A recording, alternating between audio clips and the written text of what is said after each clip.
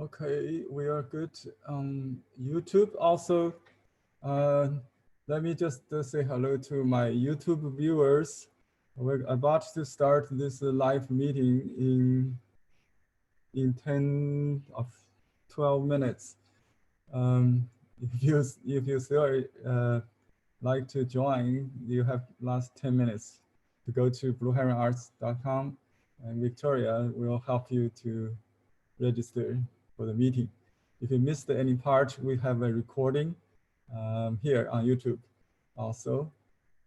It's open to all levels from beginning to advanced.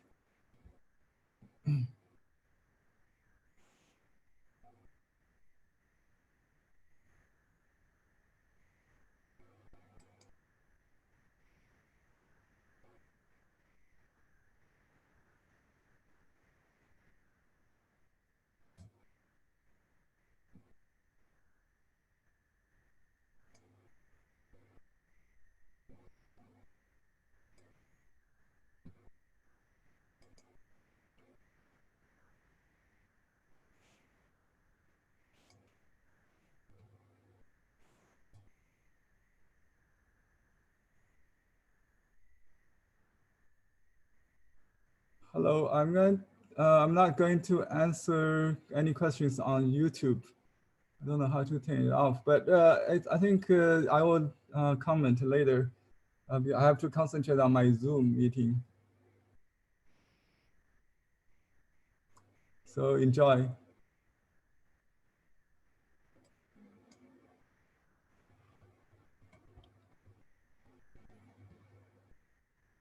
We have about 20 some people here today. I expect to attend. I know it's a holiday for many. They might leave early, so we'll start at 10 a.m. AM, yeah, Pacific time. Hopefully, I'll finish most of the demos in 2 hours. And if you have to leave early, you can do that. And I will record the entire lesson, and it will make it for you to review later if you missed anything.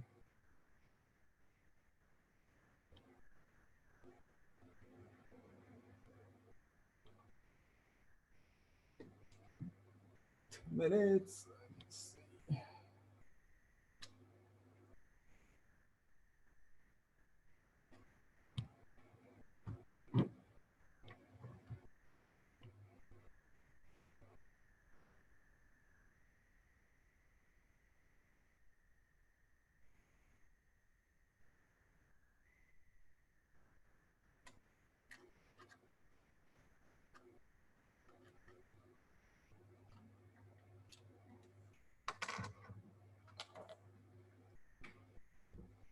Okay, I'm going to test this high-tech camera. I got a high resolution camera today.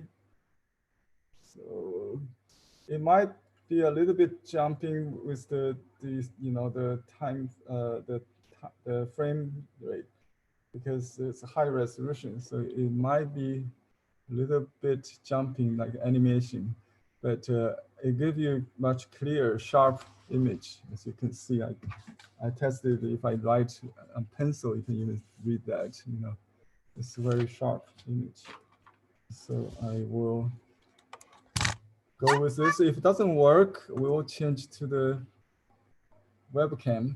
We use the, let me see what's wrong. Battery.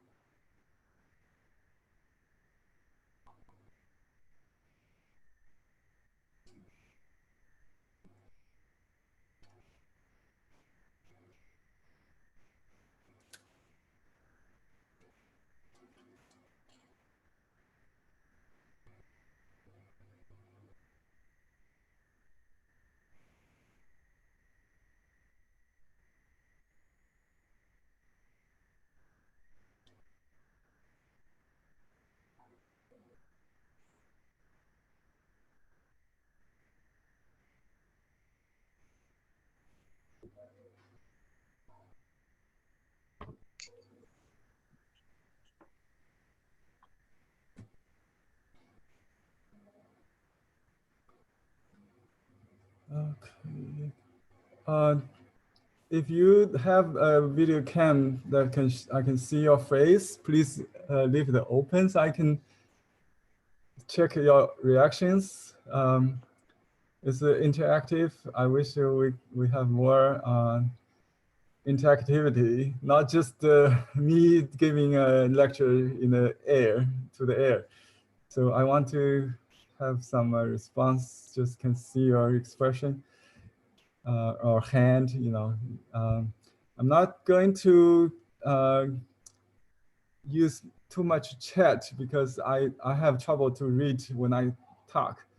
But yeah, you are welcome to type in any questions if you don't want to interrupt the class. You're welcome to do that. I will check the chat room when I get a moment.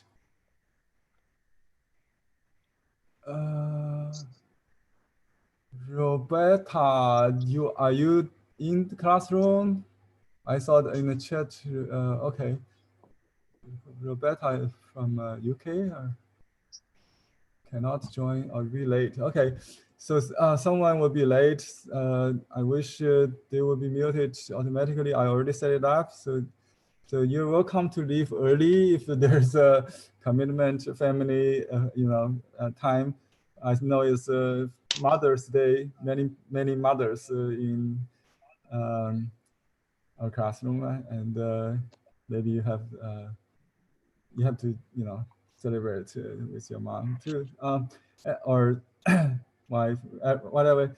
So we're going to try to concentrate on the first half. I'll try to answer all the questions and requests on the demos. Later, you might I may answer more individual or other questions if you can stay longer. I don't mind if it's longer than 3 hours even, but if you have other event, you can leave early, no problem. I will record when we start the class at 10 o'clock my time, 5 minutes from now. I'm on YouTube already because I don't want to forget that. If let me check. There are some people watching there on YouTube. Yes. I'm not going to answer any questions on YouTube. So you have to join Zoom meeting to be part of the live class. But this is cool. We can if someone have trouble logging in, I will just go them direct them to YouTube. They can at least to get a, because we have some new Zoomers here having trouble before. Just 10 minutes ago, I got calls and emails. Hopefully, we'll spend no time to teach each other how to mute, how to ping video. Let me just change my screen name so I will identify myself. I'm always wearing this red, so you can see even on the small screen, you can see me, right? I'm going to change my screen name to Henry Ping Me or something, ping my video.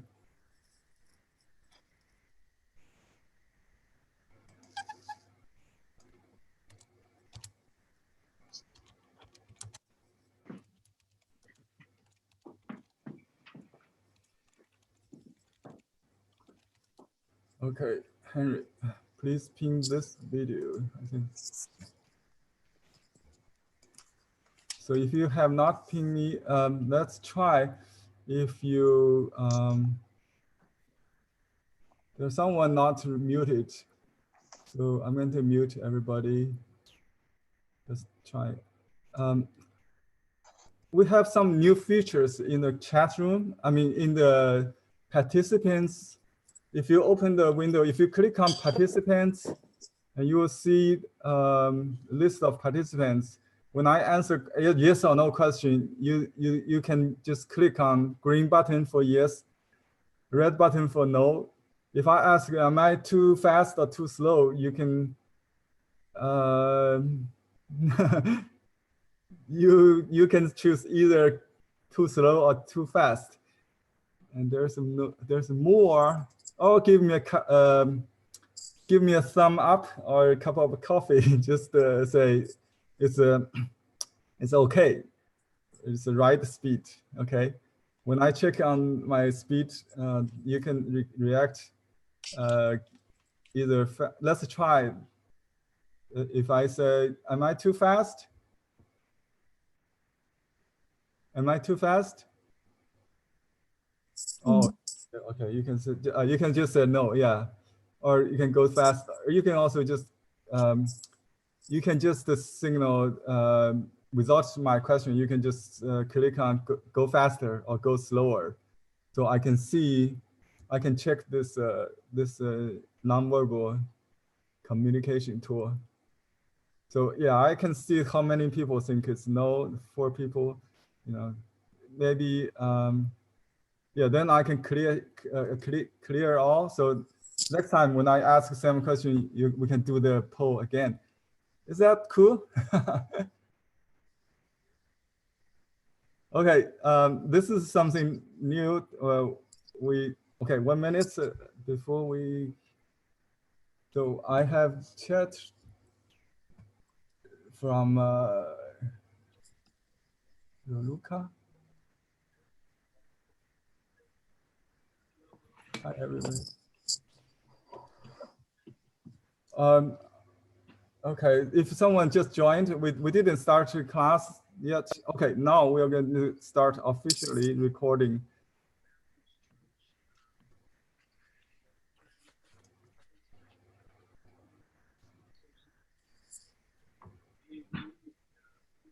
Hello everybody. I'm Henry Lee. Nice to meet my old friends, students, and the new faces, new friends from all over the world. I understand today is a very special day for many, including myself. And let me explain why I picked this date, Sunday, May 10th, because it's a holiday, right? We have Mother's Day in the US. How many people are celebrating Mother's Day? Yes, okay. I understand in France, they have different dates for Mother's Day. Maybe Canada is the same with us, or UK? Yeah, the same. Let me ask this question so you can give yes or no answer. Is UK Mother's Day in UK today too?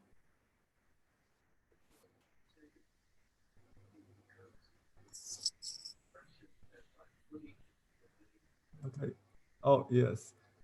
If you give sum up, I cannot see the signal. So yes or no, go faster. Okay.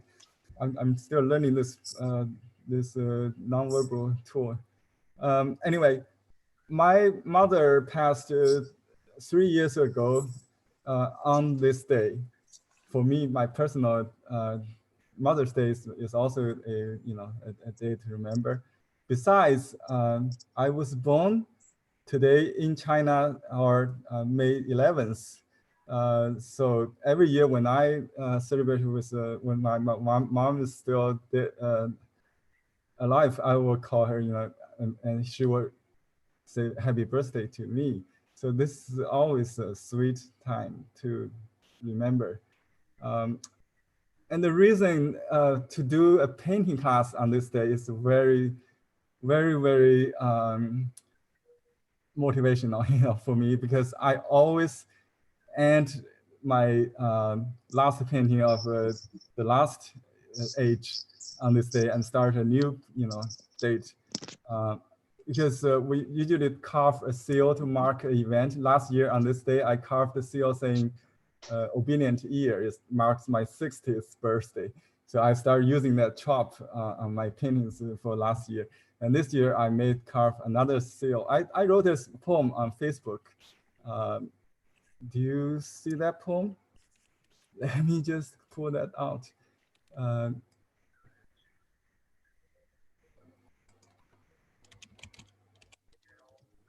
How many of you are my Facebook friend? Maybe you already see that. Okay, let me share screen. I'm going to share this screen. I will get lots of greetings tomorrow, but because the time difference. So I wrote this poem. Yeah, I call it. I scroll down.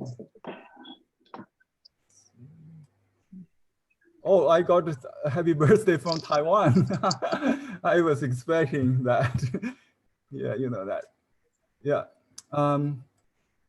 Once we focus on one thing, there will be no time passing. There's no turmoil in the world if we only focus on one thing in our life. It is kind of happiness. Uh-oh. Let me quote a line from famous Tang Dynasty poet Du Fu in his famous poem titled Introducing Paintings of General Cao Ba. General Cao is a famous artist in Tang Dynasty. And the first line reads, faithful to your art, you know no age, letting wealth and fame drift like clouds. And I painted this acrylic painting to express this mood of the poem. You know, the day before my birthday and Mother's Day. It's a falling cherry blossom. You might say it's a fusion of East and West, whatever. It's just expression of my feeling. So Chinese brush painting is just the media to express your feelings. And once you got this Sumi mind or eye, you can do it with any paper, any brush, or anything, you know, any media. So it's just expression of mood, basically. And holidays, you know, birthdays is a very good time to paint.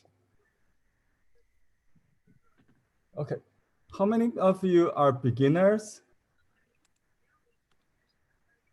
One. Okay, 2, 3. Yeah, I understand some of you are very advanced, but I have to start from very basics. So I will go through some supplies. If you don't have, you know, you might consider to get from our online store. We do ship worldwide. Just 10 minutes ago, I got an email from a watercolor artist, a professional artist. He asked me, you know, what's the professional quality brush, a set of 3 or 5 brush to recommend as a professional quality. And I answered the same to beginners as well, because we carry the best quality at the beginner price, you know. So the 3 basic brush are what I would suggest, or you know, we'll use. Let me see. I should have another one.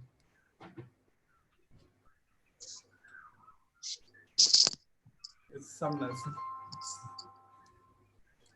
Sorry. 喂，你帮我接一下这个电话呢。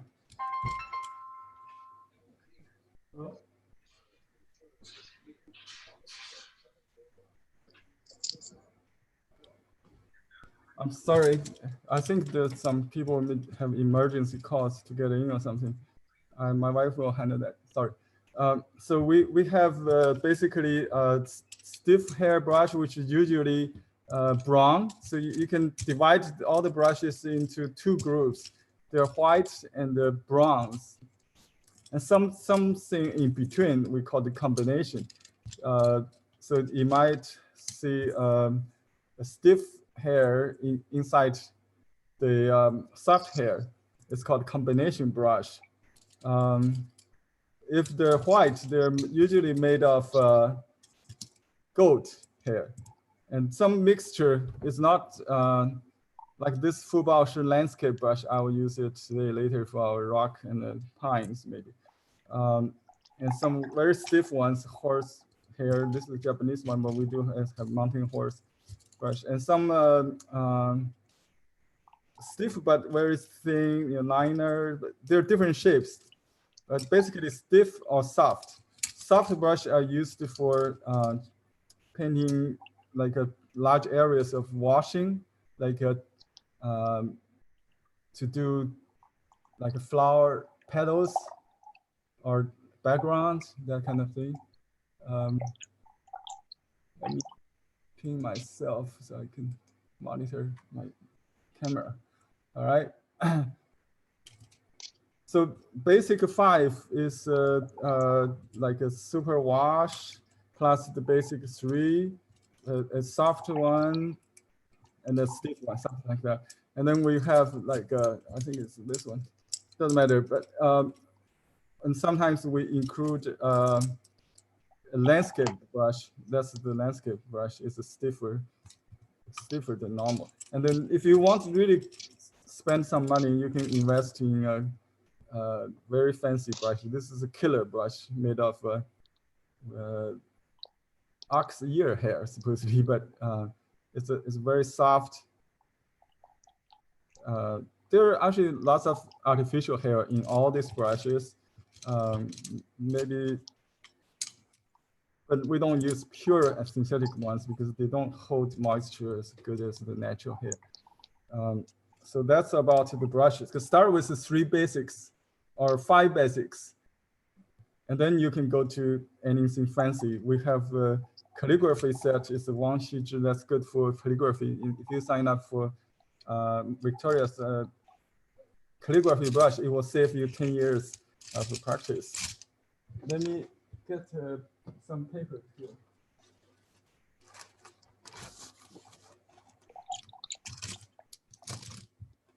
And the next category is paper.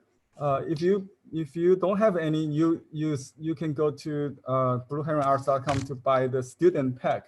You include 5 basic brush and some 3 kind of paper. Mulberry paper #1 is like this. I think my camera is very sharp. You can see it. The texture is very smooth.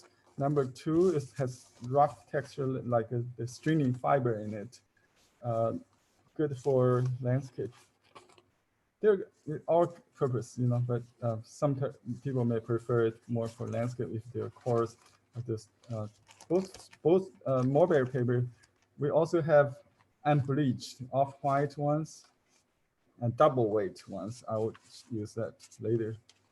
And but for beginner, we just use the #1. And we have semi-sized paper and 1 unsized Shuan paper. Shuan is the name of the place. This is a very good one. The Red Star Shuan.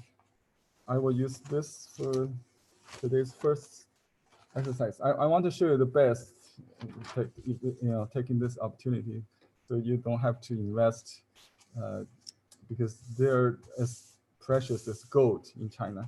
It's like a rare commodity. If the price goes with gold, very expensive. Red Star is the brand. Okay, I do use this for my beginner set, like the student pack. I use solid ink cake because I think it's easier to control the amount of ink on this kind of paper. You can also use liquid ink, and you can grind the ink with ink stone. So ink is considered the 3rd category. And we use paper weight to hold the paper. We don't stretch it with tape, okay?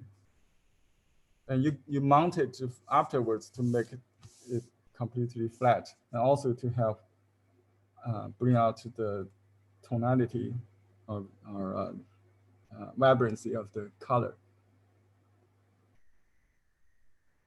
Okay, let me clear. Do you have any questions on materials so far? What's the fourth category of the so-called four treasures of artist studio? We got brushes, paper, ink. Water. Oh yes, ink stick. So two of them actually has to do with ink. So you grind ink, in traditional way. So I should have a little spoon or something, but I just soak this brush because before you use the brush, you should soak it in water and then squeeze out the extra moisture. You can use a brush rest to hold it so it will not roll on your table. And you can add a little water to grind the bottled ink to make it really thick. That's my teacher always do to save time, but also have that paste, paste ink. And you need water container, could be anything. And you need a saucer for, you can get palette. And we don't use color at the beginning, maybe later I'll use some color. So we consider ink as colors, 5 colors, meaning different tonalities from light to dark. So ink is not just black, it's 5 tones with different quantity of water. There are other, things like a glue, powder, that kind of thing. I will not use it for now. But if we have a problem, I can show you how to use other things other than water to dilute the ink. So I have got a request from Kathy. Let me mute everybody. Kathy suggested to do some Japanese paintings in Sumi. I also have a request from James. Is James there? Yes. James requested to do shrimp. So far, I've got these two specifics, but you can, if we have time, I'll do more. But for now, I think it's a good idea to start with shrimp or lobster. Okay. Let me. This is the pine tree we tried to. It's our challenge. Every time when I do a workshop, it's like going to a test. I don't know what question and request you guys will ask. And my teacher is ancient masters. My teacher is the ancient masters. I'm feeling like a student to do a test, to meet a challenge, something like that. So let me go to see. Okay, here. I'm going to do this. If you want a clear one, let me see. Can you see better? Okay.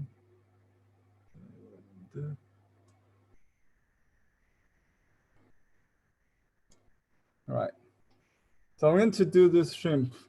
This is a handout in my lesson 34.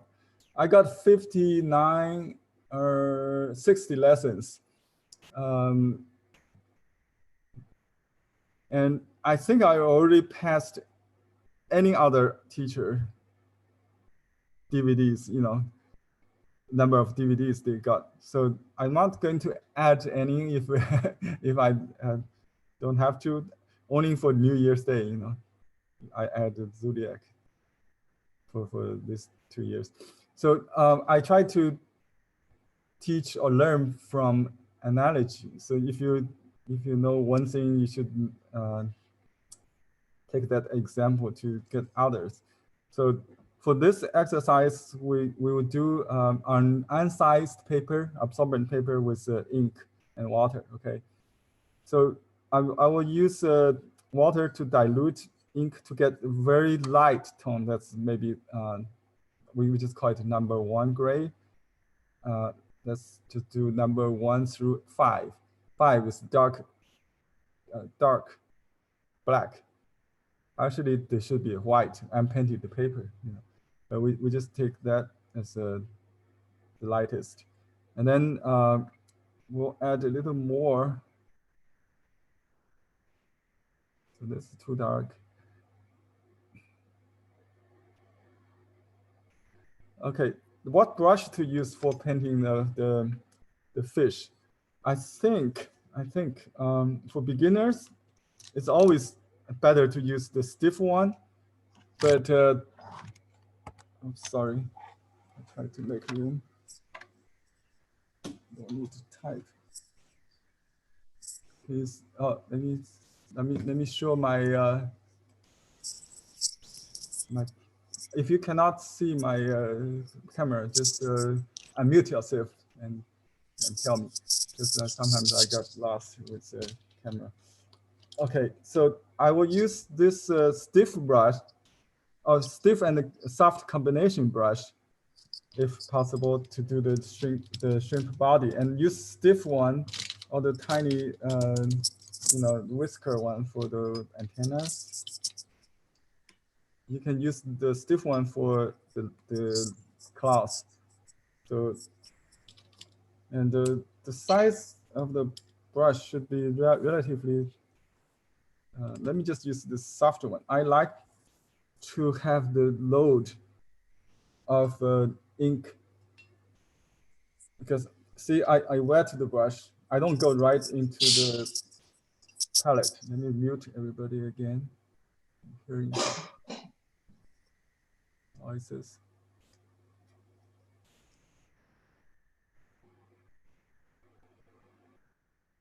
Okay, I soaked the brush, and I can use a little paper towel or wet it. Let me just use a piece of. I have many this kind of painting, wested painting, and you should have. Let me save this piece. You can have some just for testing the value or the tonality of the ink. You can also use them for blotting to control the smearing. So this is very important. Okay, let me keep doing this. So my brush is soaked, and I adjust the moisture if it's too much on the paper towel. It's not dripping. You have to learn by experience. I still remember the first time I used brush to paint on this kind of paper. It's scary, but soon I would, after some practice, I would start to appreciate it more and more. And so you just try to make friends with the new media, not try to control it, because it's not controllable sometimes. If you want, it's not like oil, like the acrylic painting I showed you earlier. So we try to get a medium gray.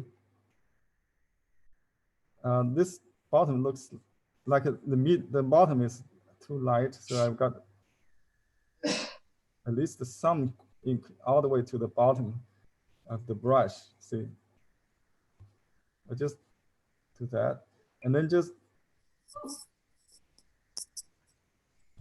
it's not a science. Someone's keep making noise.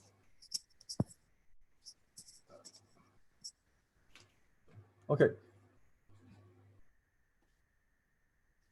And just, if you have like a swap, like a crap paper, just try it. You can use napkins if you don't have. the same thing. You know, this paper is like napkin, right? Smear, you can see that. So if it's too much water, it will smear too much. So I would take the heel of the brush. Why? Okay, where's that noise? Maybe it's a scratch sound from my mic. Is that better? Okay. Oh, I see someone still unmuted. Hugh in Canada, please mute yourself. You're making some noise. Okay. Let me just put a little bit dark here. So I touched the tip of the brush a little bit. Do you all have the piece of paper in front? If you are following me, this is supposed to paint along, so you can do painting like just like that. Okay, you don't need much paper, just need a, you know, like a card size. So I'm going to paint this steps. The first step is the spear. That's like a sharp, like that. See, I think the the brush is a little too wet. I'm not doing it. Let me do it again. So I need to repeat. And I have 3, 4. Okay, I'll just do all 4 at the first. So you can. So this is like, it could be vary. You can see, you know, doesn't matter. There's no right or wrong. Just basically a dash kind of. You just pull the brush with the brush slant. Okay. And then you join this brush with the second brush. Just make it like that. You can see the, so this is sometimes needed to blot. Just get a little more. You can see a watermark between the two. So if you don't stop between number 2 and number 1, you will have just one stroke. If you stay longer, you would have a broader line. This indicates the kind of things in the like brain in the head. Okay, here's another, just a big dot and a big dot. All right. Number 2. Oh, actually, I should leave it without painting. So we just go like that. Now I'm adding third. So this is number 1, number 2, number 3, number 4. All right. Let me repeat here. The number 1, number 1. This is easy, right? 1. And then just oops, yeah. Number 2. So all the number 2s are done. Now let's do this 3 part. The number 3 is just another extension of that. But you they're not the same length. So here is a little gap. I mean, you might say highlight. Just, you know, save the white, unpainted white. Let me show you what I mean. And you'll see it. Number 3, number 3. I just use the whole brush, let's say all the way to the heel, almost like 80%. And now I'm going to add 2 balancing blades. I don't know what exactly you call it, but in painting, we just call it balancing blade. By the way, it's from a book written by Professor Rao, my friend in Nanjing University. And she has joined class with me a few years ago. This is the book from this page. Yeah, see that's the page, and you can buy this book from Blue Heron Arts if you like, or join the class to get the video. Okay. Anyway, so this is the third stroke, right? Third stroke. Well, if it's not enough, you can still add to it. Oh, let me do the blades. The blades is like this. Let me add it here. It's flat. You can indicate some perspective. So one side,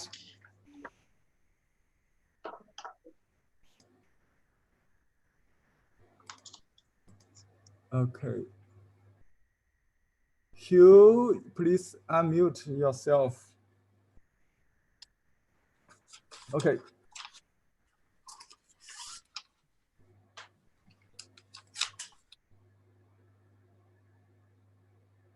Like that. You can use the tip on left. I don't really change the tip this brush like that.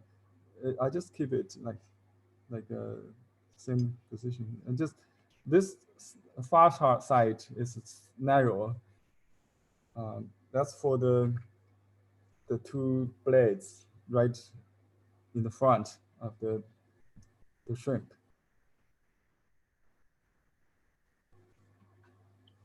This is the head part. Now I'm going to work on this body part. The first three strokes are in one sequence. Let me load some more. Gray to start with, and then dark a little bit to the tip without blending. So there's a gradation on the one load. You know, you can see dark to light. All right. The brush should be enough. You can use a little dropper. I think I don't have it. Let me see.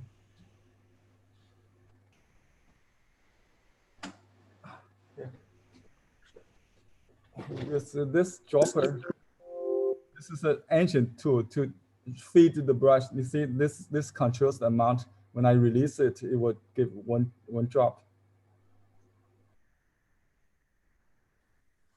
You can just, that's too much. I know, just for demo purpose. So I have to take it out. So you can test it before you put on paper. So just try and error. So you have to get mileage to really know this. So you start from top to the belly, and make sure the back line is smooth and tight. So they form like this, 3 chambers or 3 sections. Okay, there should be, maybe this is more connected or overlapping, and then the tail. So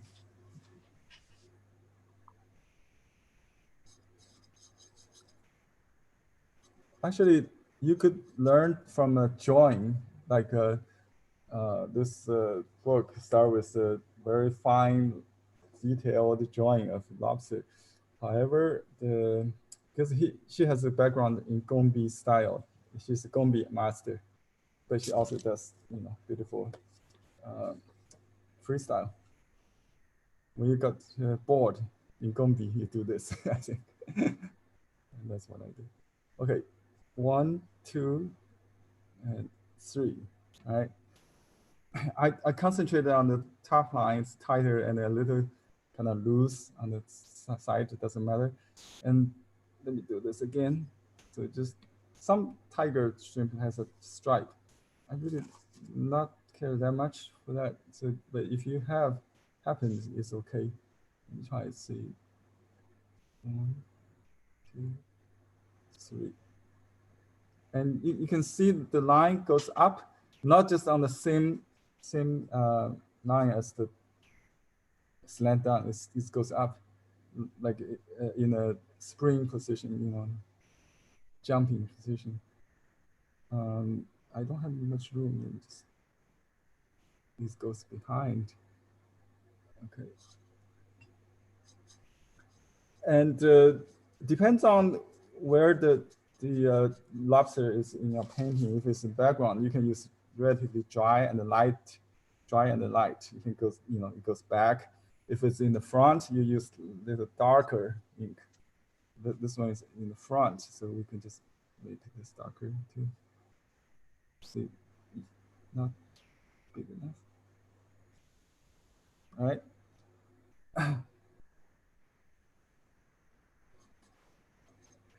And then the tail part. There are 6 sections, but in painting, we just do 5 or even less, depends on the perspective. So the rest is thinner and goes down, change directions. 1, 2. This last one can connect with the tail. The tail can, let me see, this one just like that. So it could go, depends on the movement. So this is bigger. Let me, it's out of picture, huh? Let me see.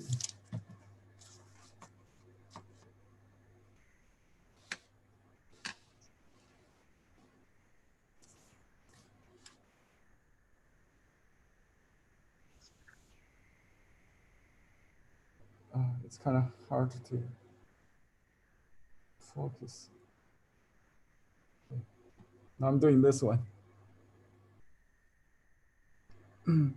So my smooth side is on the top, always, just like that. Add the tail.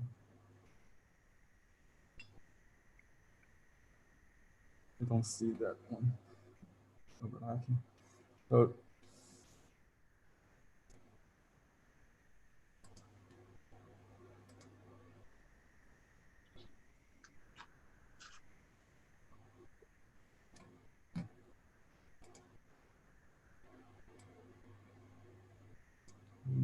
okay, let me move it up a little bit. Oh, you can see the last one, right? Okay, I have to move it a little.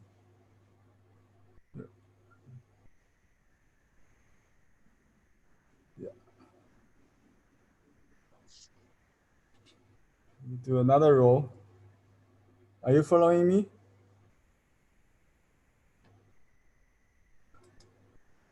Too fast or too slow?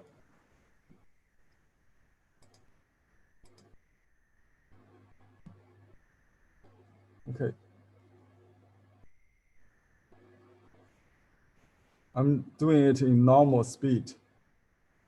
Yeah.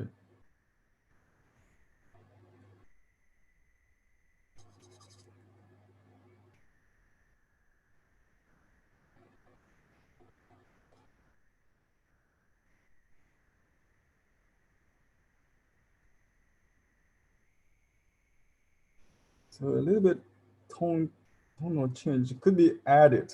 Just like if you missed, you know, you can do it wet into wet, just make it up. Henry, I can't see where you're painting. I don't know if it's just me. Okay, yeah, I have to maybe concentrate on this. Thank you for letting me know. I can zoom out. That's another way of doing this. I really want to show you the details. Okay, zoom out a little bit.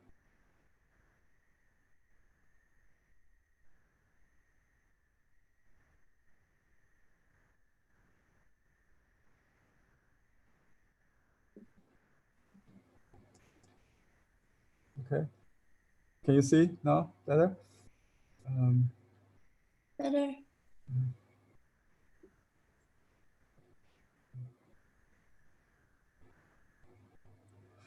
yeah, there's like a space between this part, so just leave that like a highlight, I would say.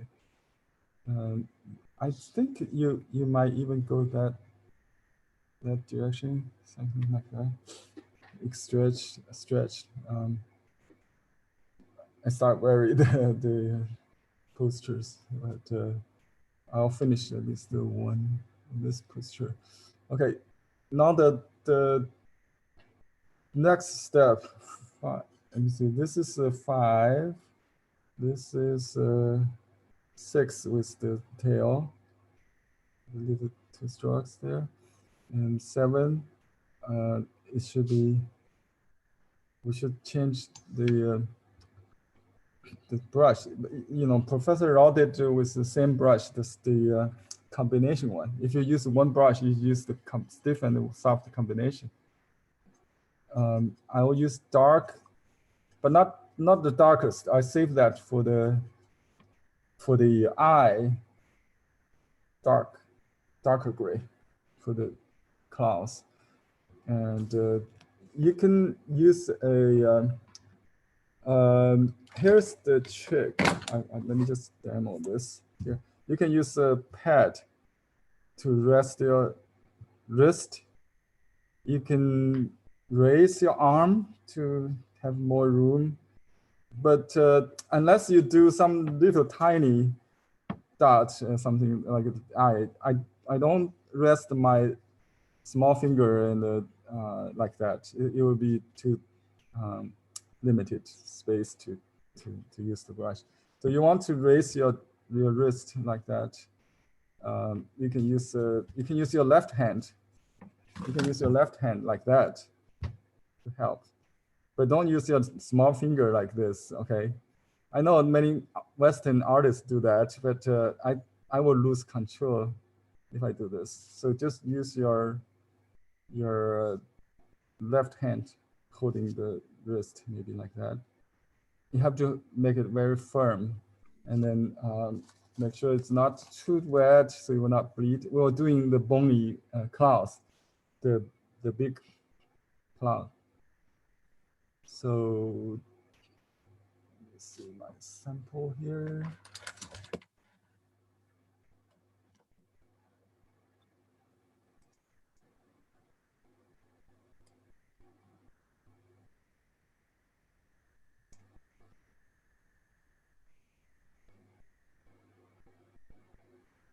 This is still wet. It's a little bit tricky. So let me do it here. Okay, it starts about the half of the in the middle of the under the head. Okay.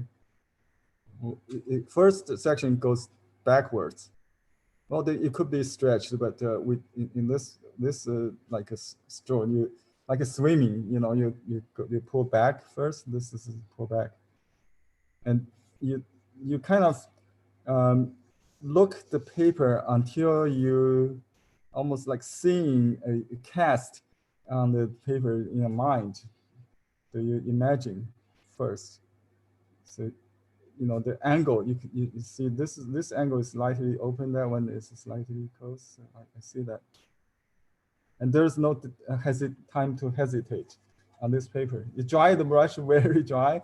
That give you a little bit of time, but you don't have much time to. You don't have time to think when you are on paper. You have to go. So you know if you missed, you can go back like that, but just leave it absent. We tend to not try to combine. That's fine. We call that idea complete with absence of stroke. That's okay. You know, here you can repeat a little bit if you want to, but you will, you know, somehow you will miss it. It won't be perfect, but don't try too hard. That's the thing. Okay. Work around it or work on other parts. So that mistake will be overshadowed, not cover up, but really pay attention. Okay, now I'm going to do this one, similar to the first one. So the angle is about 45, a little larger, 45. Right. That's what. That's the important thing. So Mute, excuse. I can hear you. I keep seeing she is unmuting herself, cannot really do anything. unmute him, I think. You want to pin his video? I want what? Henry's video. Pin his video. All right, Pin let me go. Henry's video. All right, let me go pin Henry's video. No, you You just mute your side. You mute. All right, mute.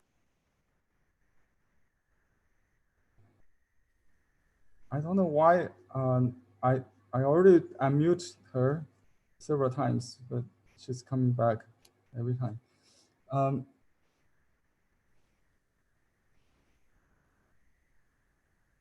Okay, there's something like that. They're just like catching something. Okay, here 45 degrees, maybe a little less than that, 40 degrees or so. Even. See, I use dry brush. I think it's better. Pretty dry. No, just a little bit to the tip is enough. So you learn by doing it. You know, really get from knowing nothing about the smearing. Then I start to feel more, expecting. So I can even go on this wet to overlap the previous, because it's already dry. I'm sorry, I missed a section there. I think it should be like that. So this is the claw. This is the what do you call that? Scissors kind of thing. Okay, now this angle could be a little smaller. So this goes back, and then force. You can have slightly bent, but not curved too much. This is the hand, what I call the hand, the finger, whatever. We don't have to know all the technical terms. Okay, the 7 is, I lost track on the sequence. Let me try to, let me do another one. I still have space here.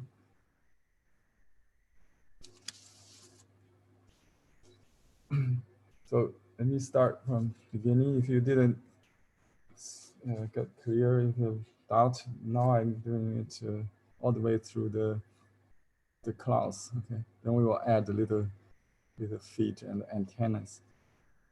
Okay, so one's beard could be sharp, could be sharper. It doesn't matter. In old Qibai Shi, it doesn't matter about the resemblance. It's nothing for him. Just, you know, the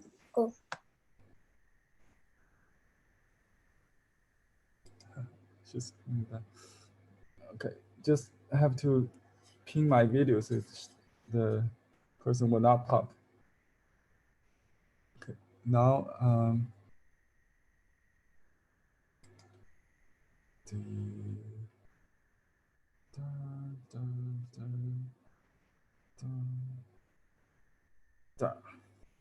okay, I'm getting better. I think I feel it takes a while.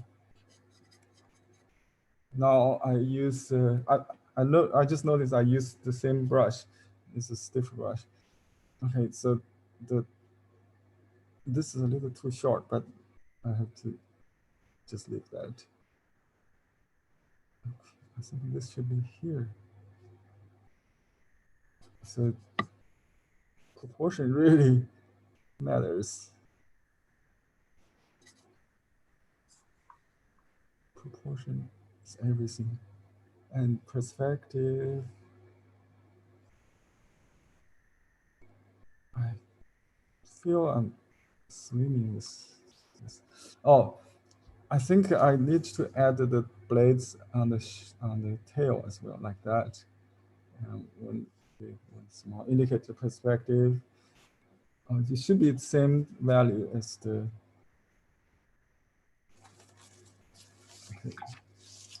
Okay. This is a very, if the difficult scale from 1 to 10, this is number 10, okay. If you're a beginner, I'm sorry, but you can see it's equal, you know, even for me, I start from number 1 today. So but you have to learn from a master. The good news is I have a book I will show you from the last pupil of Qi Bai Shi. She's a lady, and she started to learn after her 50s of age. And within 3 years, her works could you know, be better than her teachers. So you have to just learn the stroke.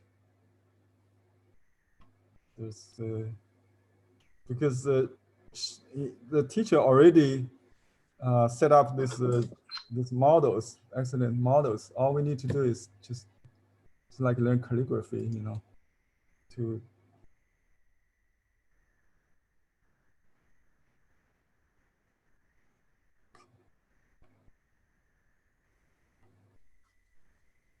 don't try to repeat, you know, even if it's not perfect, just leave it. And I will leave that. So starting from this one, we'll add the legs. There are 4 or 3 under the head. And some 5 or 4 under the belly, the body. We use, I think it'd be light as the body color. Could be a little darker, but on the.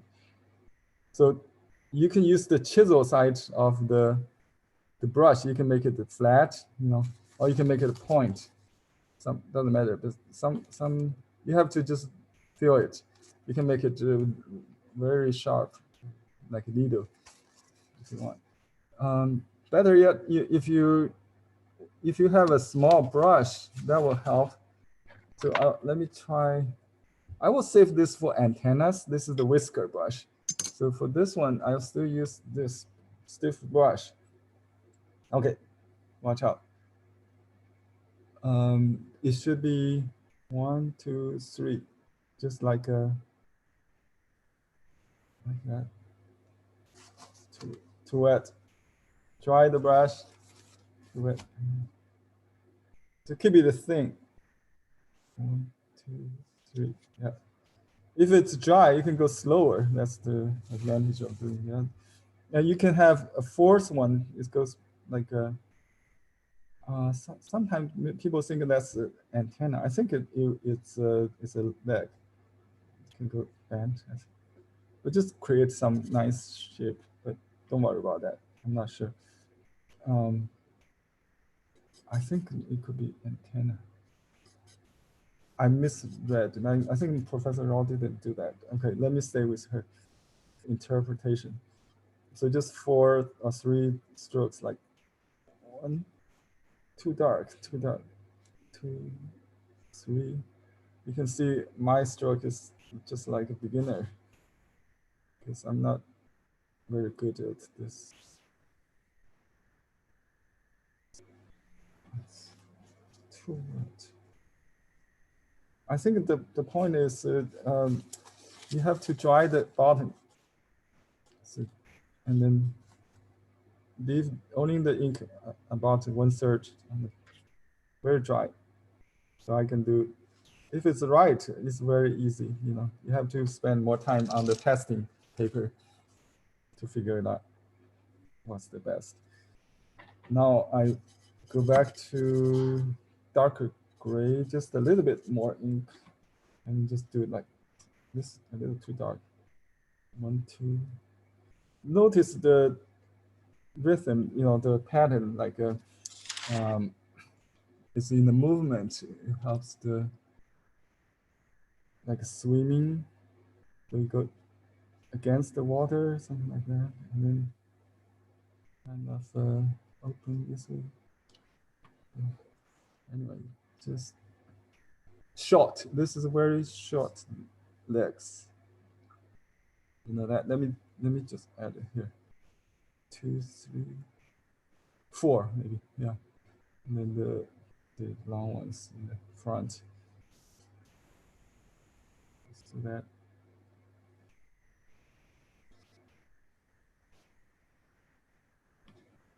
I still want to try it. It works or not.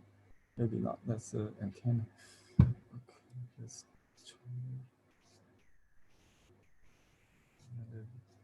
Yeah, this could be relatively dry, just like that. Just a suggested, very dry brush, and just kind of poking, dabbing, something like that. That's the short feet. At last, we're going to dot. I think we should do like one by one, right? So before this gets dry, we can add the eye. It's sticking out. Like I said, it's the darkest part, like that. And you can overlap wet into wet, and better yet, you can put a brain like that. This is a little too just flat. Should be lighter than the eye, something like that. That creates contrast.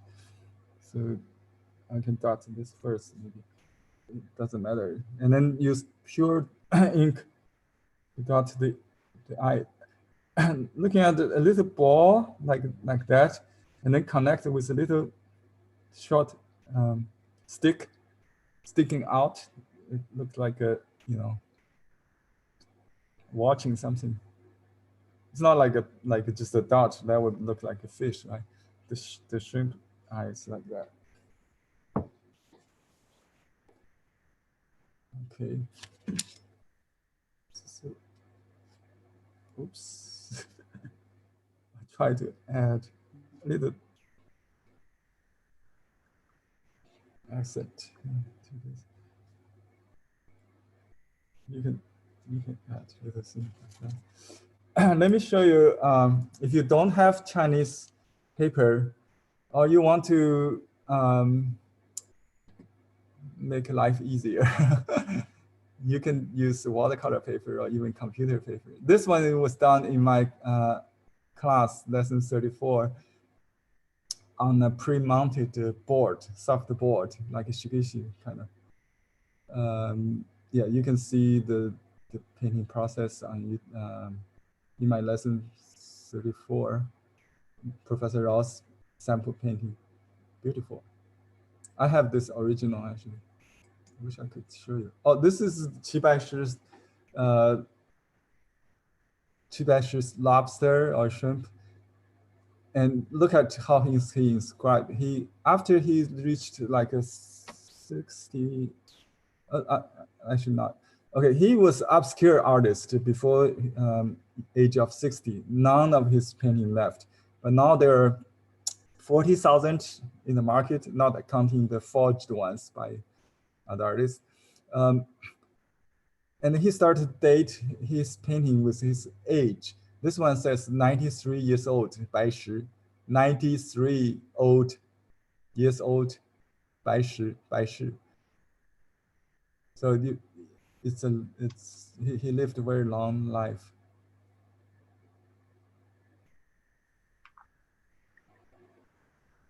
Okay, now what's that?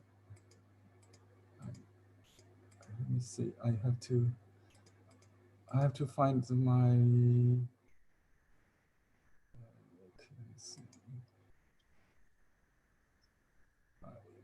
masterpiece. What's that?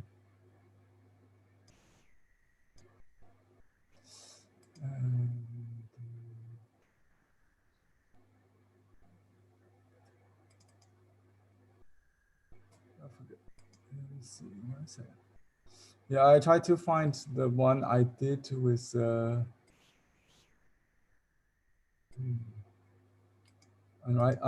non-rice paper, just the regular watercolor paper. It's a frame downstairs. Why don't I just bring the original painting maybe? Oh, this one, I found it. Okay, let's see, just too small. Okay, do you see this painting now? Okay, enlarge it. Okay, this painting was done 20 years ago in Seattle when I was in University of Washington. I had a summer job. I paint on greeting cards and watercolor paper, so I don't have to mount them. You know, it's easy to be framed. This was done on cold press watercolor paper, but I have to kind of fake the effect. You know, I did some ink first and then glaze with some color. I think I always start dark for some reason. I will do the ink first, not the other way. I could have done the light first, then add the darks. I think that's more of a Western way. But more important is the drawing. You know, you have to get the proportion right, the perspective right. I mean, proportion of the head and the body. Oh, I forgot one thing, the antennas. I haven't finished. Okay, let me finish this. There are 6 antennas. I use red whisker brush. It's not really made of red whisker, but it's a traditional name for this sort of brush. Maybe made of rabbit hair, but you can see how flexible it is and how sharp it is. Will save you years of practice. If you know, Professor Raw can do the antenna with a brush like that. It's this big. She can do very fine lines. Qibai Shi probably use the single brush like this all the way. So because they have a sturdy hand, right? We don't have. So we have to use rely on tools. The right brush. So there are 2 front. Let me just do it. Let me see. Right here. Oh, let me change the view so you can see. This is too large. This is good. All right. Okay, 2 strokes in the front, right beside the spirit, and then curve back, just like that. Okay, and then 2 in front of the claws. I think it will curve back also. Make a bigger circle, like that. You can have something like this. You start front towards the front and then bend like I was trying to do here. So this one will count like that. This last 2 could be behind. You see how dry my brush is, so it's not going to give me more time to do this. So 1, 2 antenna, just for front, it will be fine. And then in the front, go front, like you can overlap with the body and just go slow. Try to not, you know, don't just go like a music dance, not a perfect mathematical curve. Let me show you the Qibai Shi. See how graceful that line is? Look at his antennas. You know, there might be some loss in the font. Loss in the font. You know, that line is what I talked about. It has a bend. It goes to the front. Then he changed mind or something. He just then sharp backwards, and it's a there's a big gap between the over the you know. Okay, sorry about the noise. Weird. I don't know what happened. I'll try to solve this afterwards. Okay, now this one. Oh, let me finish this too. Just add 2 more. So 1. Oh, he just make a big fun of it, a big deal of it. Okay, this, look at that. How free it is. Look at this. Look at that. Oh gosh, I feel really the water. So this is the trick to indicate the water. First of all, the body shape, the movement, you know, the spring kind of movement is not a dead lobster on the plate, right? Indicate the water, and also the claw, the legs, and finally the antenna really, you know, makes it like a flowing in the water like that. And see how fun. This is good brush for painting willow branches as well. I use that. You must have whisker brush. We call whisker brush. Owe me to the word rat, because the people always ask, do you kill rats? No. It's just the 2,000 years old, maybe it's 1,800 years old brush, known as a rat whisker brush.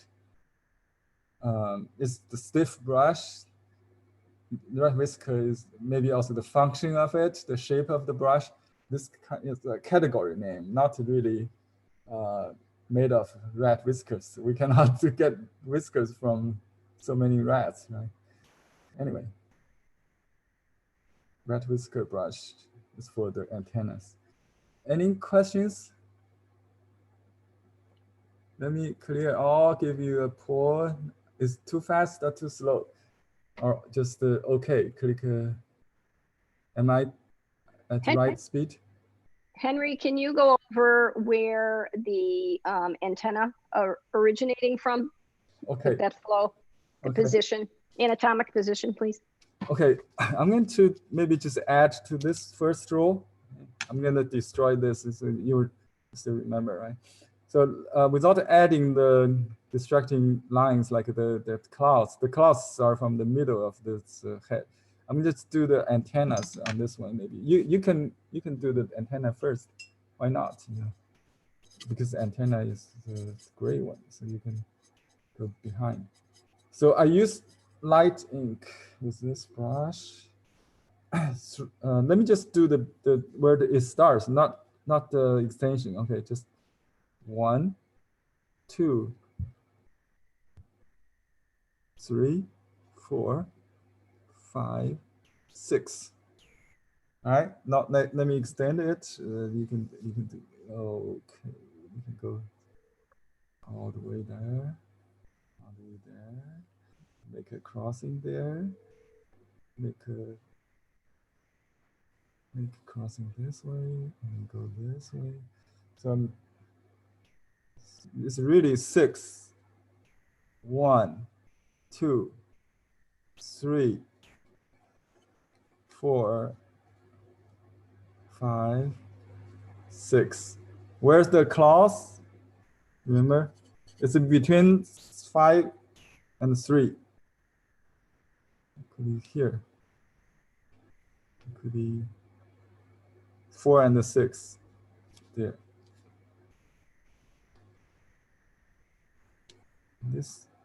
I didn't really study the proportion, but I think, yeah, you look at the masterpiece on the left corner, try to figure out the proportion. It's more like a triangular. It's not really big different. Okay, so basically this 2 arm is the same. This one is longer in the middle.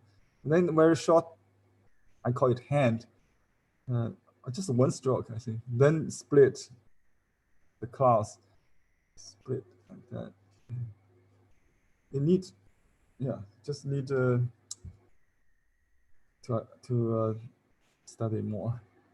I have raised some blue lobsters from Australia many years ago, about 10 years ago at least. I had a video on YouTube. If you search that, you will find the live lobsters models I painted during that time. They're very fun. They are very, how to say? Hey, Henry, this is James. Thanks for the lesson. Fantastic. Thank you. Hope it helps. Thank you for your request. Yeah, this is a very classical lesson. Let me, if you haven't heard Qi Baishi, let me say a few words about him. He's like a Picasso.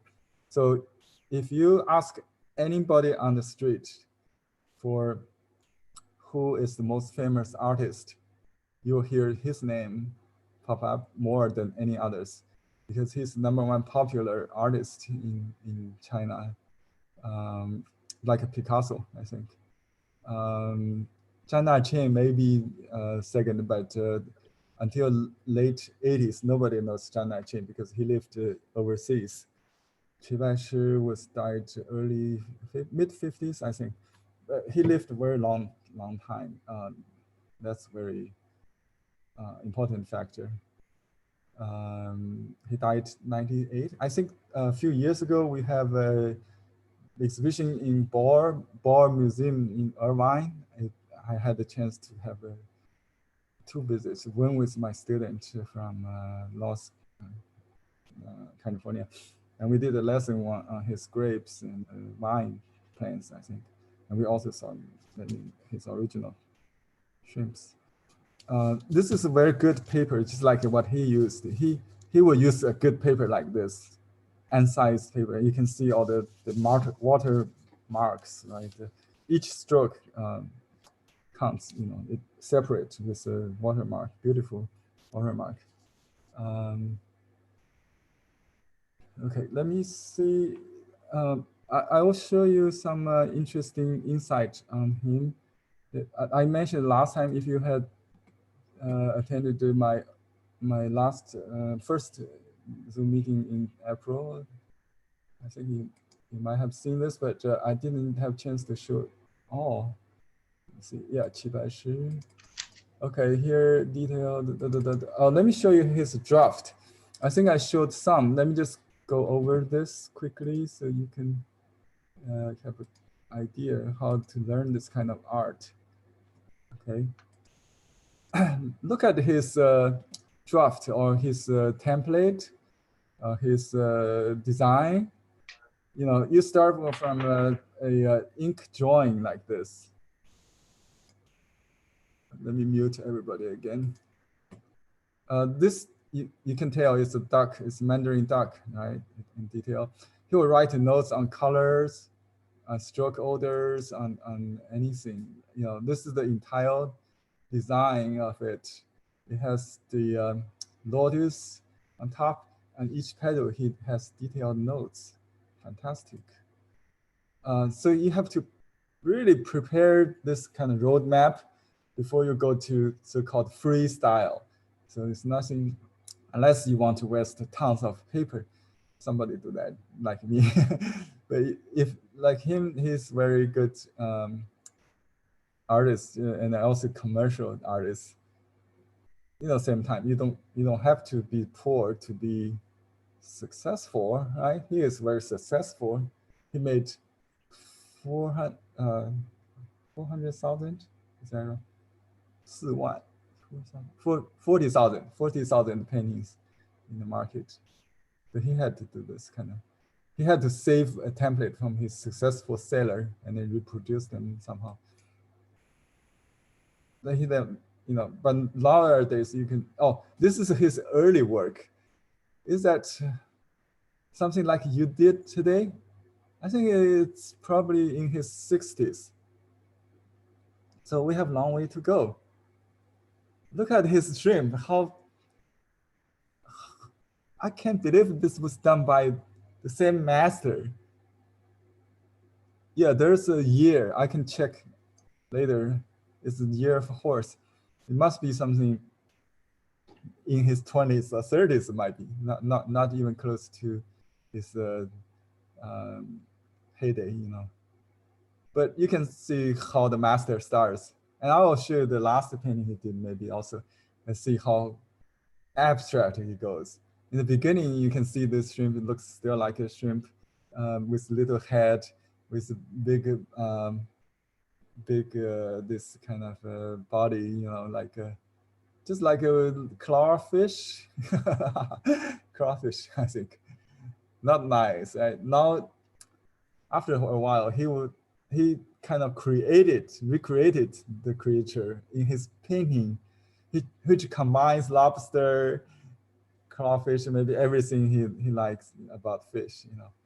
And I think even at this stage, he has a good observation of the real lobsters. He will raise live lobsters as his models. Anyway, so don't be discouraged if you are doing something like Chibesh did in his painting here. Yeah, it's still good. You know, that's the best part of it. At any level, you can enjoy. You don't have to be a Chibesh today, but to enjoy. You know, see his rabbit with some flowers. Yeah, we did the rabbit last time during our class. I used this one as template also, I think.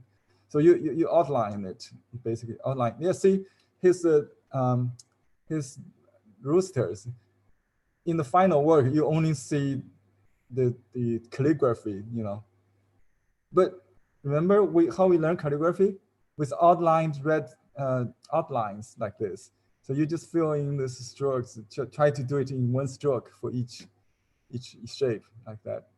So you can use a large brush to fill in that tail in the end. But every stroke has to be planned like that. That's the point. Otherwise, Chibesh is just like one of us. Right? Because he has done this homework. It's in his museum today in Beijing. His frogs, early years. I think. Yeah, he would copy masters painting like that. I wish I have time. I will copy some for you.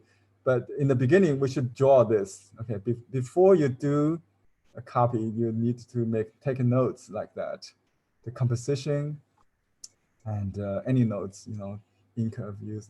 This is, you know, when you see a masterpiece, you don't just take a picture with your phone.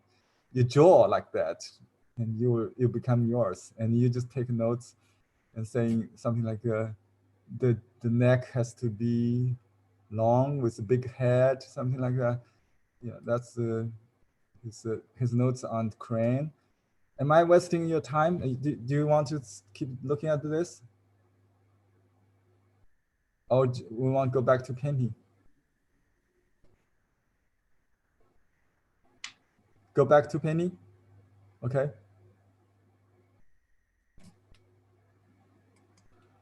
Okay, so I just try to make a point how to learn freestyle with a guide like this. All right, let me go back to the other subject matters. We have a ambition today to do a museum piece. Okay, for me, as an art historian or archaeologist to start with, I have a mission, you know, in my life. I'm not going to say that I would try to enter the museum with my own paintings. I try to make everybody like you to be able to do the same as masters, you know. So I was always asked to do some textbook examples in the beginning. When I was in Nanjing University, some foreign student I taught come right to me and say, paint this and paint that. I said, gosh, there are peaks in the art history. The most famous painting, like 6 Persimmons, you know that? By Mushi. Unbelievable. It's like paint Mona Lisa today. Teach me how to paint Mona Lisa. or paint Picasso. Yeah, we can do this in Chinese brush painting, of course. If you do this like Qibai. Let me show you the work.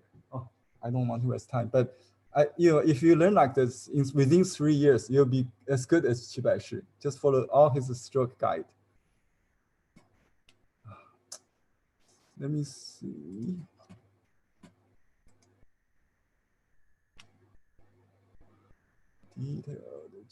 Okay, let's go back to. Should you take a short break? You can go to restroom or anything during this class if you like. I will have recordings, so if you miss anything, you can review. Let's talk about landscape, maybe our ink painting in Japan. Let's see.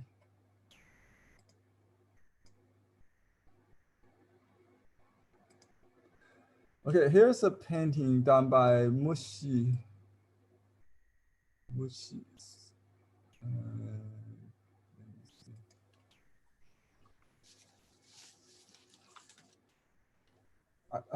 This was requested by Kathy.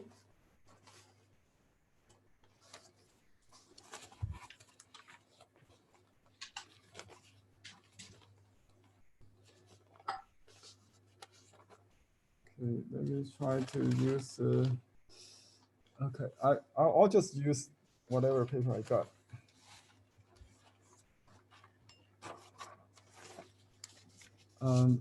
This Mushi is very important in Japanese art history. He introduced the ink painting, the Zen style, we known as the minimalist style. Her style, I mean, his style maybe not so honored, in China as in Japan, but yeah, he's also very influential. All right. To copy this, you need to you can use fingertips to draw the position, a placement guideline, like a control point. You also need to make sure the okay. Speaking of composition, which is the most important part, the strokes are not so important. As long as your composition is right.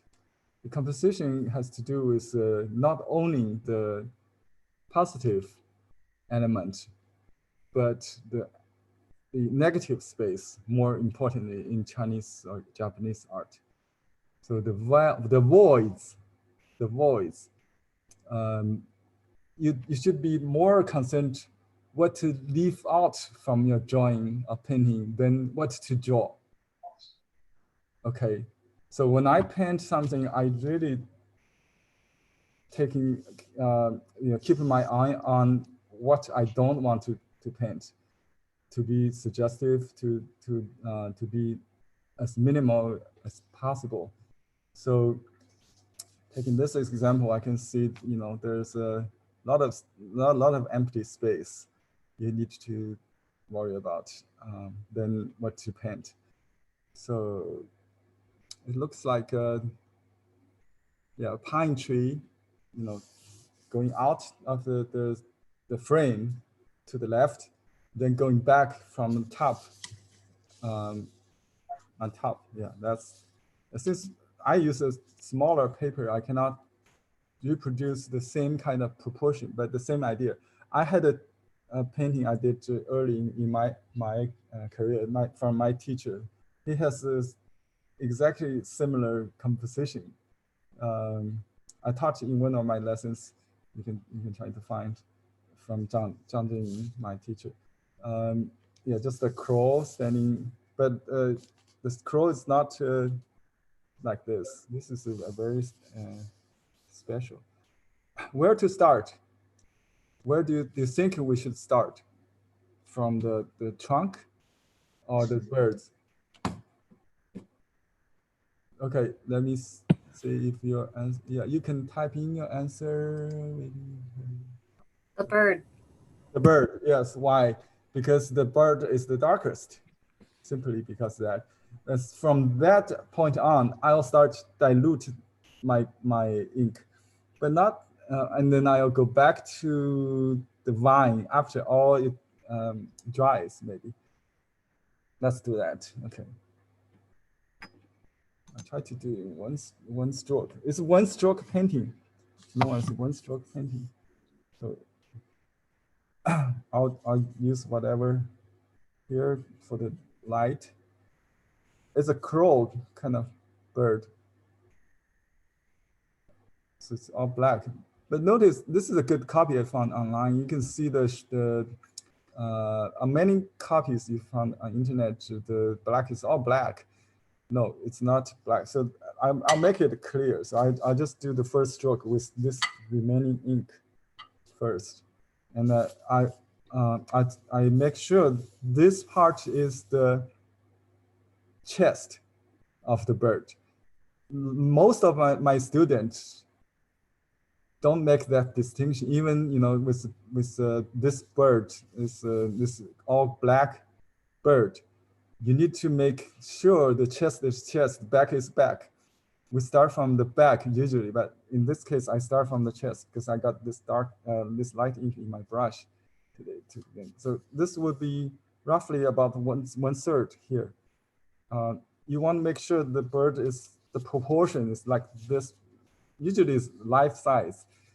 The bird would be that big. Maybe I do 2/3 of life size. So just go ahead like that. If one stroke is not enough, just naturally add another one. I know it will be a watermark between, so that's it. You don't try to hide. If you want to change, go ahead. You can change it. Yeah, just do it.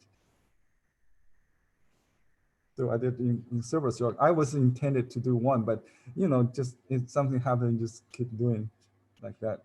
Yeah. Now I go back to dark. Just dilute it a little. The dark should be on the head. So this is the back. Before it gets dry, you can have some overlap, just like that. I know there's a special kind of crow has a white, like a white wing there. And I try to honor that. It's because for Chinese, we know this name of the bird. It's a different crow. It's smaller than the big crow, giant crow. Okay, I'll just do. I think the wing is omitted. Maybe here. I think, yeah. You have to read. The understanding is very important. If I think the tail is 2-stroke, then I'll do it just the tail without the wing. Now I think there's a wing, right under this. This is the white mark on the wing, and the wing is right there. I want to emphasize on that. Then I can even dry the brush and then just make or even lighter the brush, make it flat, split or whatever, and then I'll just do the tail. I know it's not going to be the same. I'm not copying it. So let me just do that. Oh, I destroyed it. I pressed too much. Let me see. Accident. It could be a masterpiece. What do? I don't want to mess up with that. I just keep doing the other part. So you can see, you can make any accident, and then maybe if I can fix it, it will be interesting. Whoops. This should be lower than the shoulder. Okay, let me see. Should I make it crying towards the sky?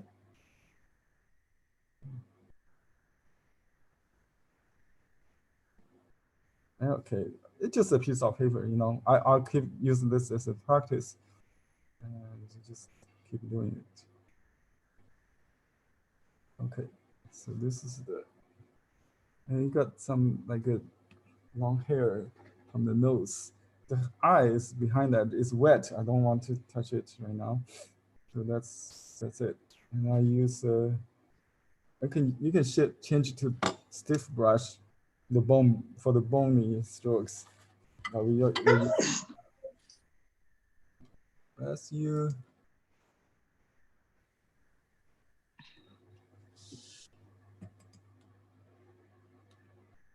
Okay, now let me do the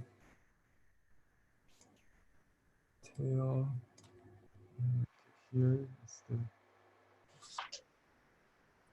leg. It has two joints like that. And too dry. And this one.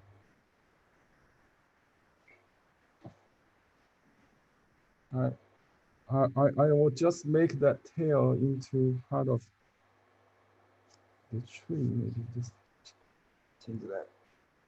So first of all, I don't want to touch the mistake. I just want to work around it.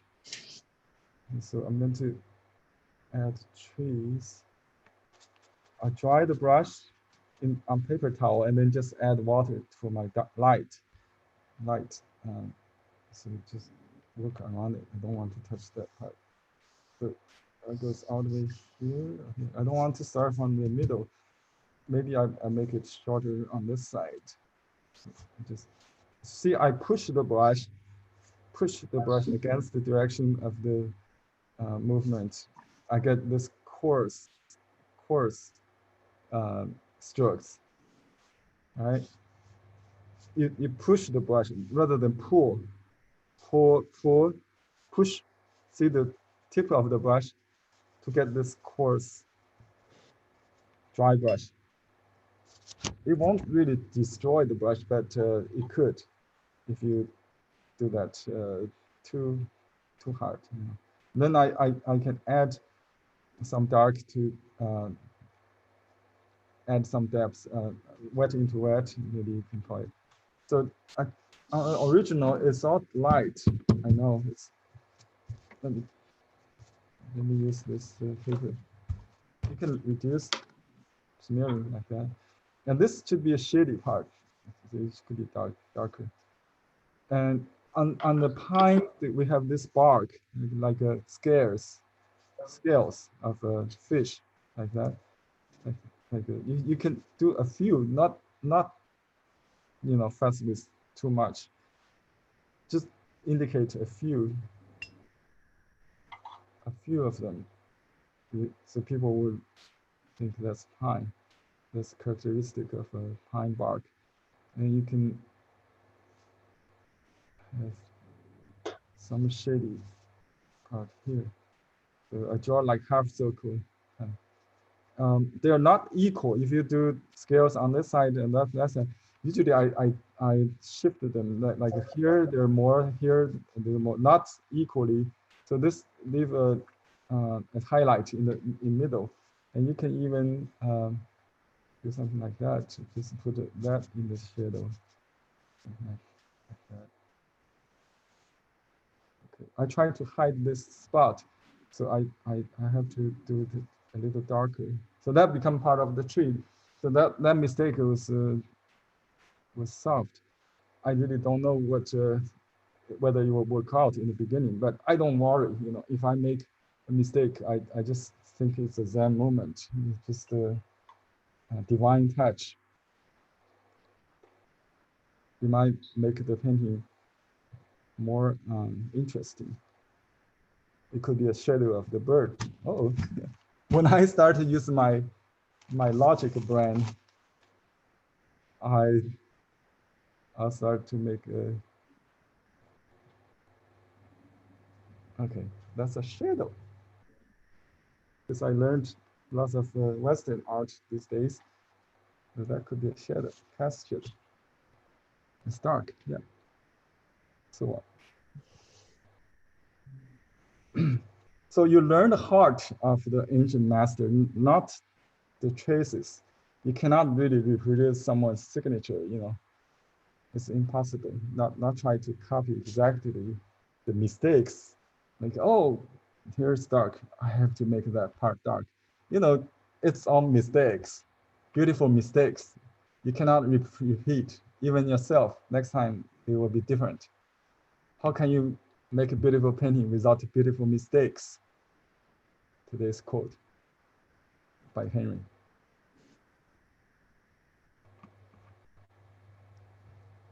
Now we indicate outside, painting outside.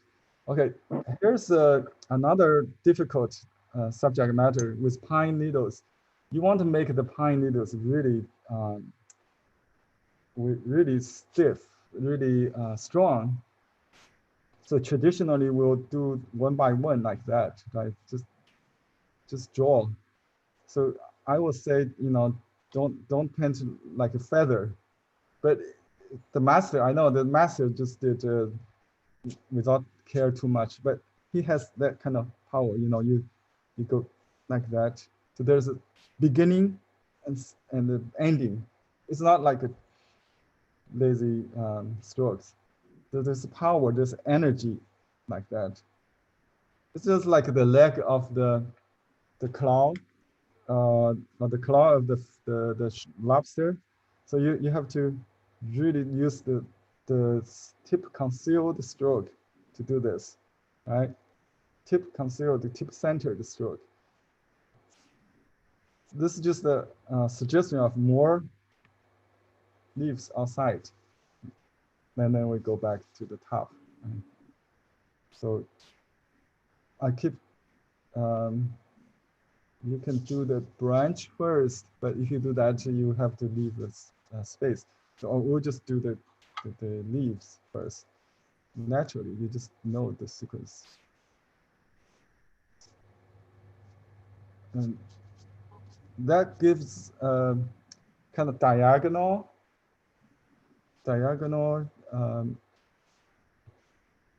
movement with this composition. But notice that turn back to the other corner. Otherwise, it will be empty. So you can do that later after I draw this. I use a little ink now. Maybe a little light.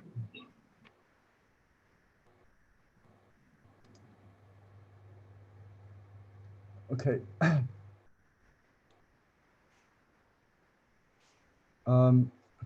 This is another entry point. I have number 1, number 2, number 1, number 2, number 3, number 4, number 6. Yeah, it's 8 positions of entry, not in the middle, except the middle and the corners, right?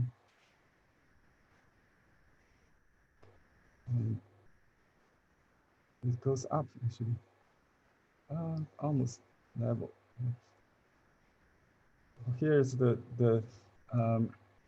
what do we call this, pine corn? This is what we do it. Just a few dots to make it like a corn shape. Suggestively minimalist. Yeah. Okay. This is the branch. Now this part is light. So because we want to make the birds dark, not the other part dark. No, this is too light. Just use the remaining ink. It's like a fan, you know, the Chinese fan frame. There might be two groups. There should be 2 overlapping here. Maybe 2 centers, you know, like that. Or could it be more? This goes down, this goes up. And sometimes we use what we call the dots, mask dots. This is the same. You know, these are not important. If you think it's already finished, you don't have to add a stem or something. Just to don't to be too busy, too fussy. Just idea complete with absence of stroke. That's the idea. What I learned from my first class, my teacher told me to leave the stroke when the idea is present. Okay, here I got the eye. It's just this, I don't even see it. Let me enlarge it. Oh, I see it. Look at that. Look at that.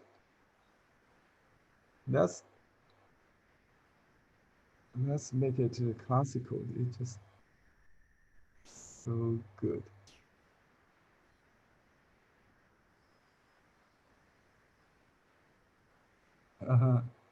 Like a circle.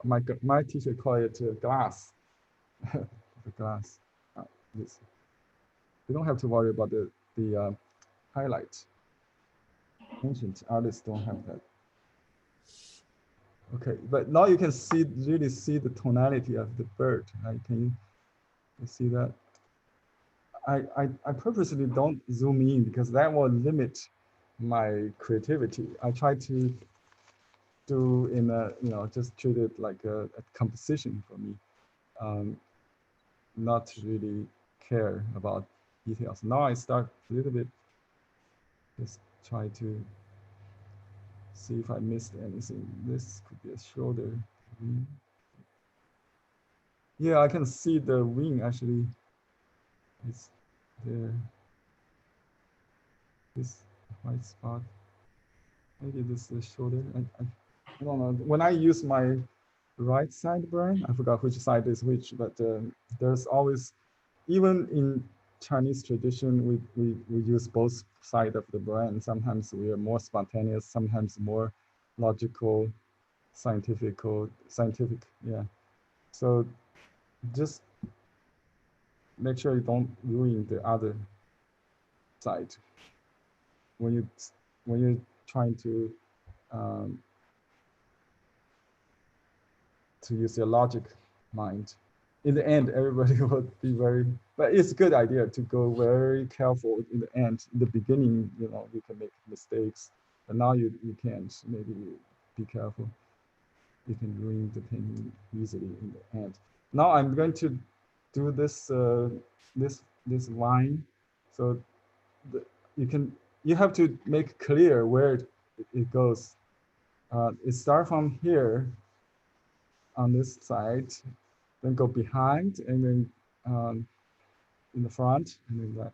So there's two lines. One is the host, one is the support. We call it host and guest. Okay. I think the artist maybe did this side first because I see light, dry and the light on the other side. So we can just do the opposite way, where it more important maybe the point like that. Then we just do a winding secondary.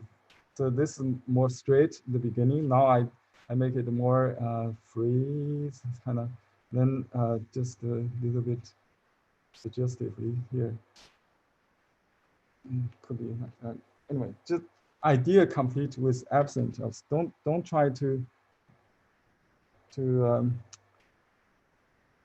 repeat, or you can, yeah, idea complete with absence of stroke.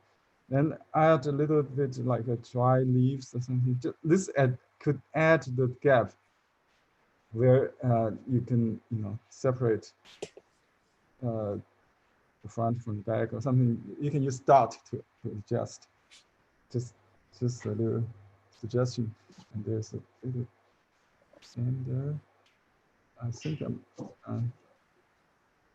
I'm not going to wash, but you can use some kind of tone to add a little bit color. It will be. I think there is a Sumi A, which is pure ink, and there's Sumi and a color. What is called? They use boguga, so a plus in little color. You can use a little like brown here and indigo there to make it a little bit. Henry, Yes. we can't see your stroking. Oh, I said my battery is out. Yeah. Sorry. I need to change battery. I need to go back to my. Let me show you a big picture. You can finish the birds. I'm gonna change battery in 2 minutes.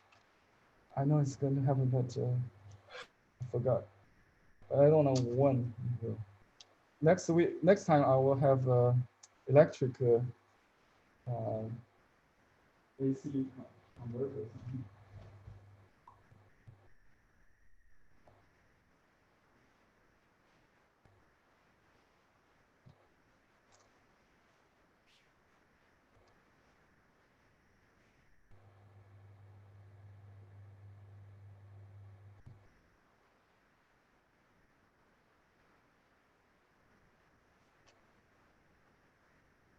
Let me see.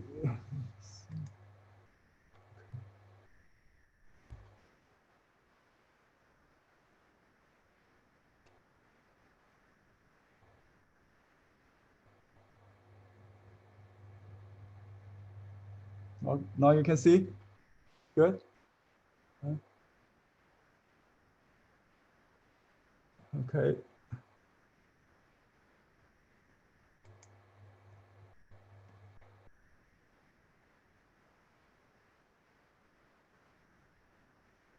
Okay.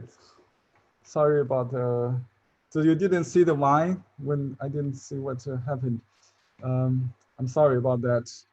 But basically, I draw this this line from here, and then cross behind the tree, and then goes here. The growing way might be starting this, but because this side is in shadow or something darker, so I decided to do this line first. So when I repeat, it was near, right? I tried to do some shadow to match that shadow. So you can just make it shady. All right, you can wait it to dry to wash, or you can just do it right away. We have, I'm not using a mixed hair landscape brush, full brush. It loads more ink.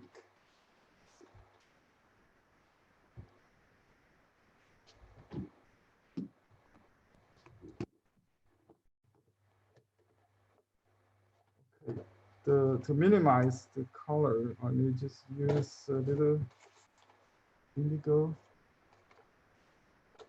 and do some.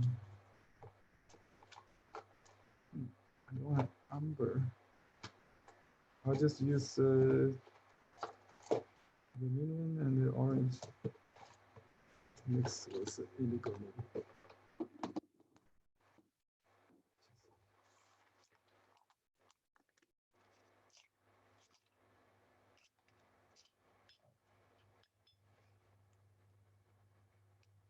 Just need a little bit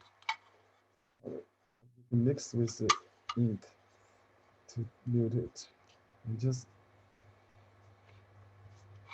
add a little bit. It will dry even lighter. Because this is white paper is really white. I want that old paper is kind of yellow, antique color. Let's give it a nice neutral tone. So it's better just use a little color. And then I will use a little, I should have umber, but let's mix a little bit ink and then this is the orange. Just a little bit. Okay. Got amber. I like to mix color these days. Just the watercolor could teach me every color I can mix from red, yellow, and blue. If it's too wet, you can wait. But it's, sometimes, let's see. I think the main thing is you don't want to have this line to blur. So I use my palm to iron it, to kind of dry it. You can put a little umber there. Let's see. You can even highlight the trunk, the branch a little bit. Just a hint of color.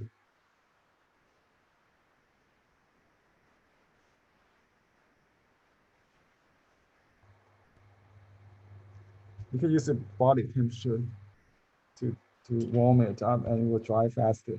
Also, it tells me how dry, how wet it is.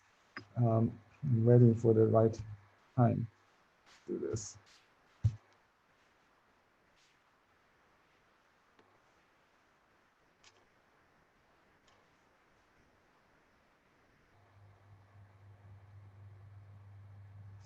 Okay, you can use an iron, but but hair dryer, but it will make the hair crispy. I don't like that. Okay, now I can have a little cool color in the shade. Just like that. Leave the highlight white, so just don't fill in all the, just a little bit, a little bit, a little bit.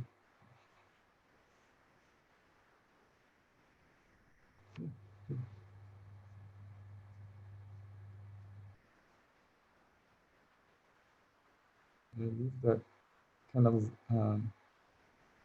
this highlight. It's not necessary in the middle. You see the peony kind of twist a little bit. Sometimes on this side, sometimes on that side. You can shift. It's like a dragon, dragon body twist.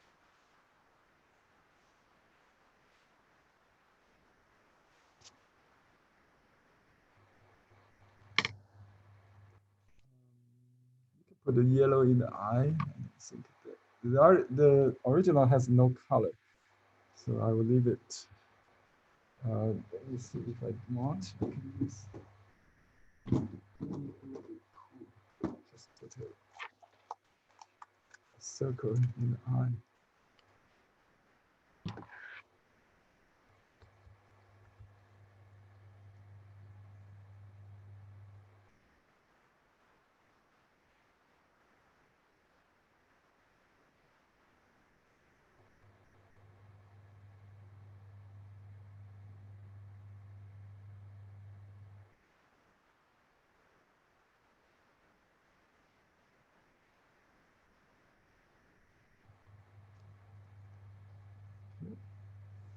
I think that's it. It's just, in the end, you need to be very precise, very restrained, not free at all. Just control every detail, not to overwork. So it's a mushy inspired painting, but not a mushy painting. So the signature was on this side, I guess. Yeah, just the seal. There's no signature. And I can maybe put it on this side or there. I think here's the thing. If you don't know what to put, you take a piece of paper like that, write your name on it, how you will sign it. You can put date also. And then put the seal. You can put the seal on the side. Just play with it. See how it is, how it look like. That's my name, Xiaohui. Morning sunshine. I was born in the morning of this time, 61 years ago. Yeah, that's about the time I was born. So my father gave me this name, Morning Sunshine. His name is Night in the Evening. or night. Yeah. It must be born in the night. Anyway, morning sunshine is my signature. What do you think? Is good there? I think it's good. So we leave all the space open. You don't really want to put this corner because that would be, too heavy there. It could be there. It could be there, but that would be a leak of the chi. So we want to have more open on this side. It goes to the left, the right. Okay. Do you see the difference? You can put it here. It's two in the middle. Or here, maybe better idea. It could be a good choice. Can you see it? Let me pull it up a little bit. What about here? Let me say left and then left or right. Let me see, how do we do it? Yes on right. Please respond. We got 4 response equal. It's 2 to 2. So you can see there's no rule, huh? Sylvia, do you have any comment? Yeah, I like it on the left, On the left. top left. Yeah, I like it there. Yeah, I think that's good idea. Yeah, we can put a seal here as a corner seal. They might work, but the original seal is on this corner. It's really hidden. That's an interesting place. Let's see. Yeah, you can just put it right on the trunk and put it there. That's really, I think it's not too crowded here. So that certainly is an option, good, better option. Yeah, I can put if we feel that corner is empty, we can also do side seal or something like that. Yeah, anyway, let me just do it.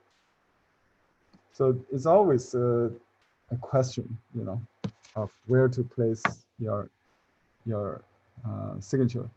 When we talk about composition, we talk about 3 P's: placement, or positioning, or dividing of negative space. They all means the same thing, right? The space arrangement or positioning, the first P. The second P is proportion. Proportion has to be right, not too small, not too big. It has to be related. The corn has to be about the size of the head, or it's a perspective thing also. It's a far, so it could be smaller. Okay, so 3 P's: perspective, proportion, and placement. I'll talk more about placement. That's the most important thing. We'll talk about grouping, like 3. Yeah, always 3. 3 is a good number. Separation and grouping. Grouping, separation, that kind of host and the guest line is also important. Supporting and yeah.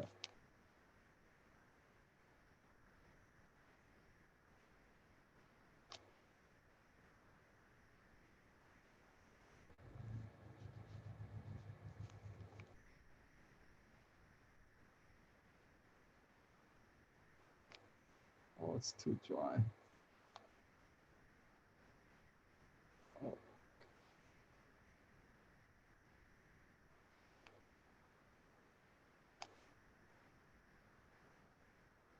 Henry, what are the actual 3 words again?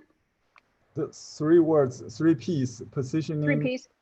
I just make it up. It could be position or placement. Which one you prefer? Okay. Which one you prefer? Teach me English. Positioning or placement? That means the same thing for me. In Chinese, we say 经营位置, arrangement of space. And then perspective, the last one. Proportion and perspective. That's the composition, elements of composition. So seal and the signature.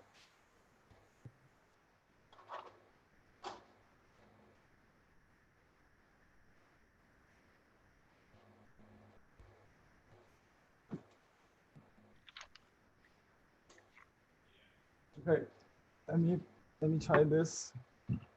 I have big seal, small seal. It should be similar to the. I just use the small one.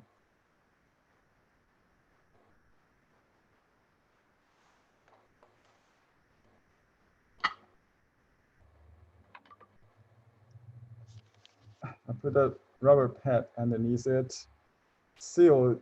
I'm a seal engraving artist, just like Chibashi. He's a great master in seal engraving art. This is carpenter. Start with wood carpenter, wood carve, and then stone carving. Okay, so this is my last name, Li. So I use my first name as a signature, and then my last name on the seal. All right. Because it's my birthday, I would put my ancestors' hometown name. We call it. It's their name in English. 籍贯. I don't know. Everybody knows where you come from in China. Your ancestors' hometown name. This is 古越, the ancient Yue state in Warning State. That's the place my father was born, or my ancestors coming from. So actually, this seal was done by my classmate in college on my 20th birthday, I think. Yes.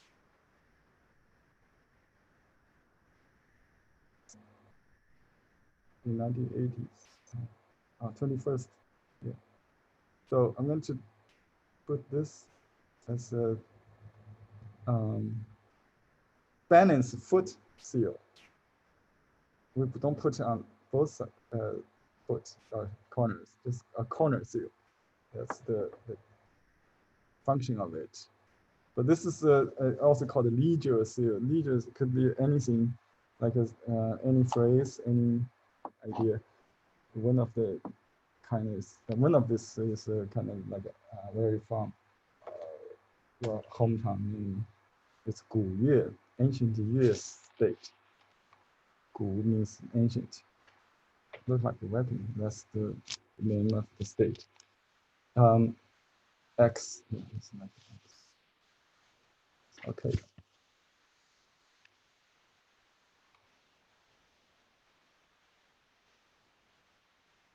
Now I'll take a, I stand up and take a look from.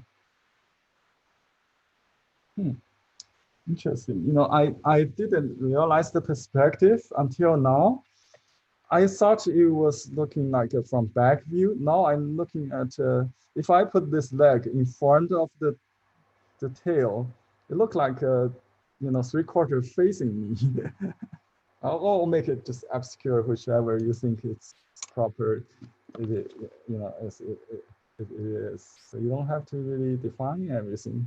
If I make that leg in front of the wing, it will totally change the back view into front view, does it? So it's interesting. Some ambiguity should be kept. Some illusion should be kept. That's all has to do with the right side or the left side of the brain, the intuitive side, the imaginary, the romantic side, whatever. So don't have to specify everything, just leave room for interpretation.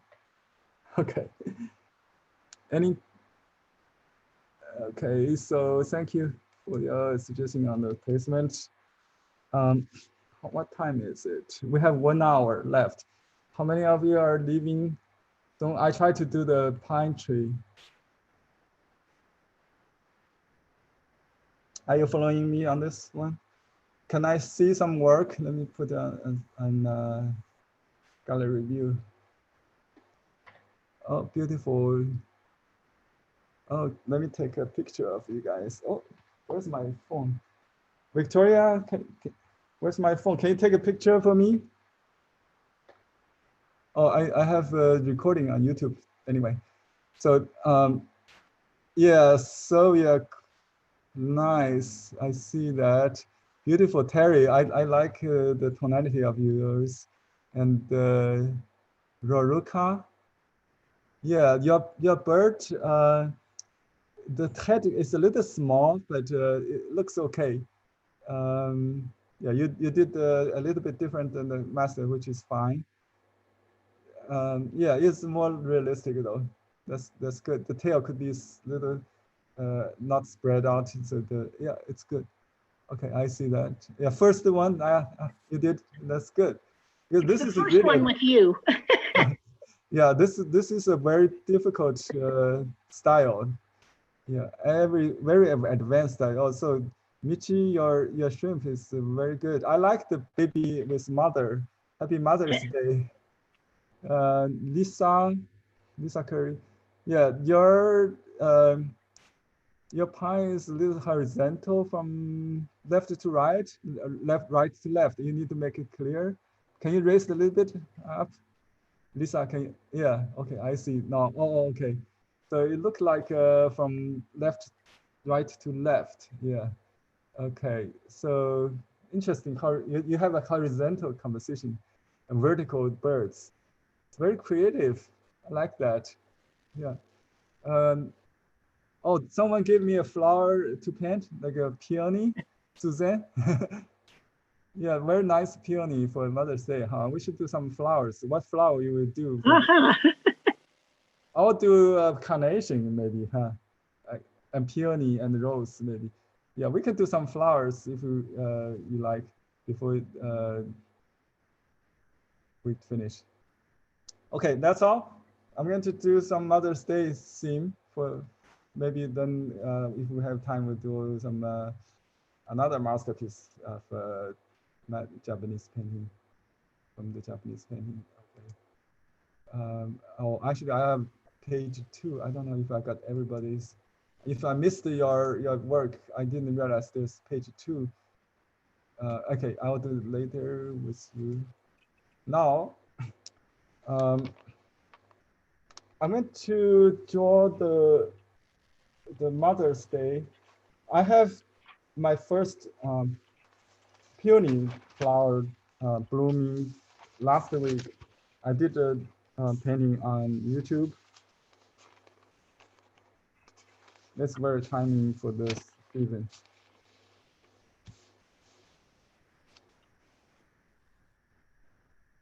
Okay, let me get some colors.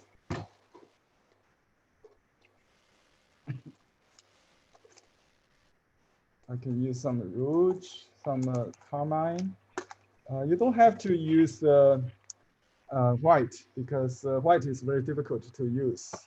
So we'll just use water to make it easy for you. Just some, let's see, I have to clean this a little bit. Let me use another one.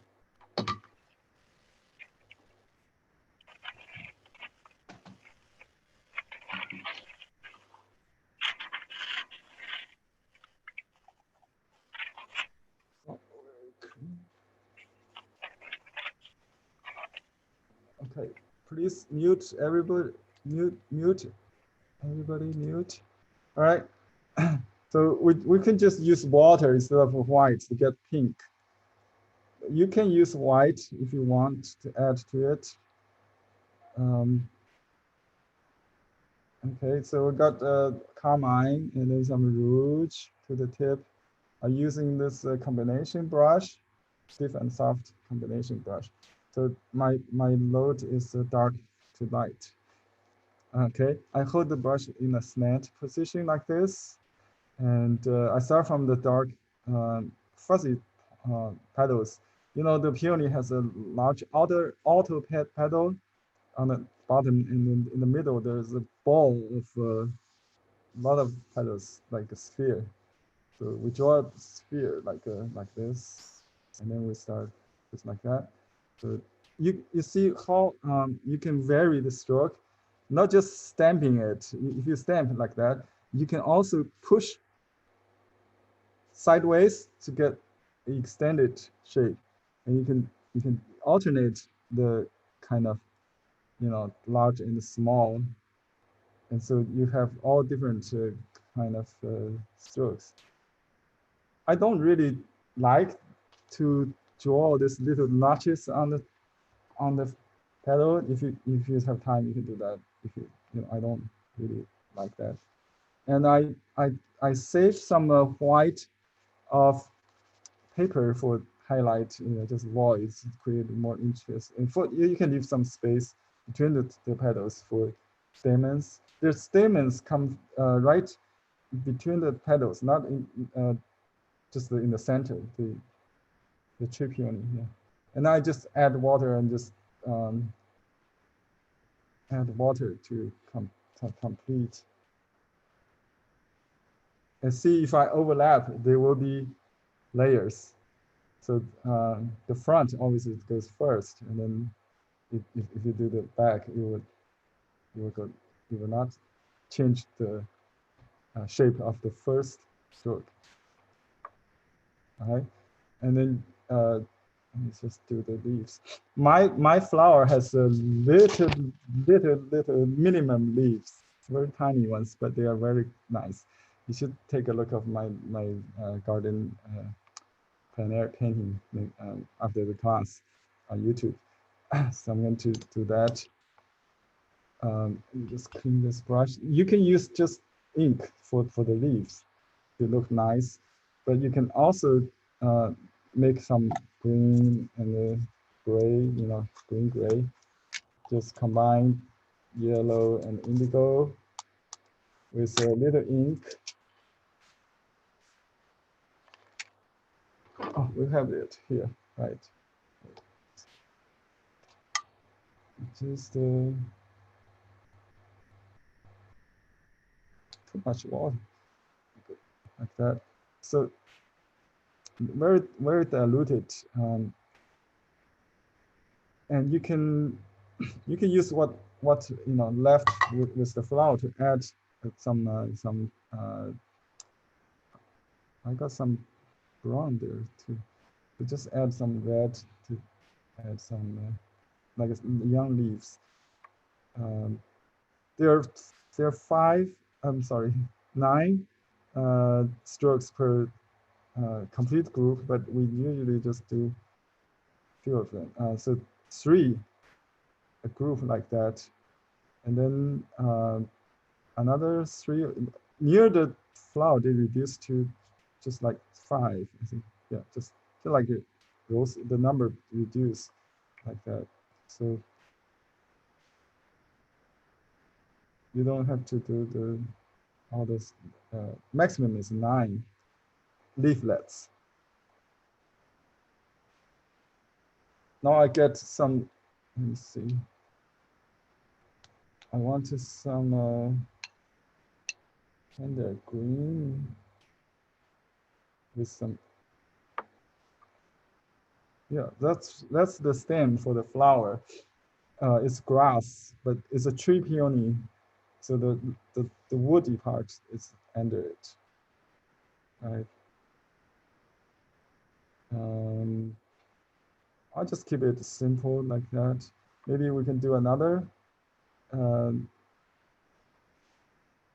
like that. It's a different branch. I'll just do a bud.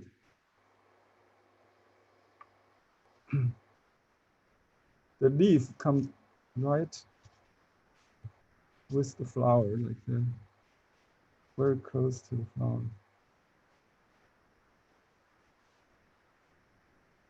And you can have some other leaflets, 3, just like that. Not too long, like a grass peony. So this is a very close to the size of the life size. But you know, I really don't worry too much about individual leaves. You can group them. That's the point. You're more worried about this kind of cluster of leaves, not individual strokes. Okay, at this point, please, you know, just you can use not strokes, just blocking the leaves like that. Okay, and you can add a little tint of pink there. That's it. Now the woody part. So we'll use this rough brush. Use a little umber. I don't have umber. Just use yellow and the orange or vermilion. You know, just make it up with some blue, some green, whatever. Just make it gray. The point is you have to make it coarse, very woody. They grow, but they don't die. They just. Oops, I pressed too much again. So they get some joints like that. And remember, where you start is very important. You don't paint it right inside the paper. You suggest the root outside the paper, and you know, have some flying white like that, like this. It's good. Some dryness. Okay, and you can make a cross. This shape, this triangular shape, always good with branches. You can still make them separate or just, you know, split like that. I'm deciding on that. Let's see. I have 3 stems from the soil belongs to the same plant in my garden. So I need to do. So this just go behind. So just add another. Henry, can you move it over a little bit more so we can see the branches? Yeah. Thank you for. Thank you. Okay. Thank you. Yeah, I'm debating if I need to introduce another supporting one. This could be very high, goes all the way up, you know, if we need. But we can also just make it a baby one, just a supporting, so you can have another, you know, you can cross something like that. Don't try to complicate things, Henry.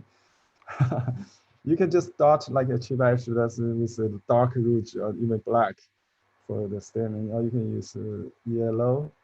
I think I have a yellow.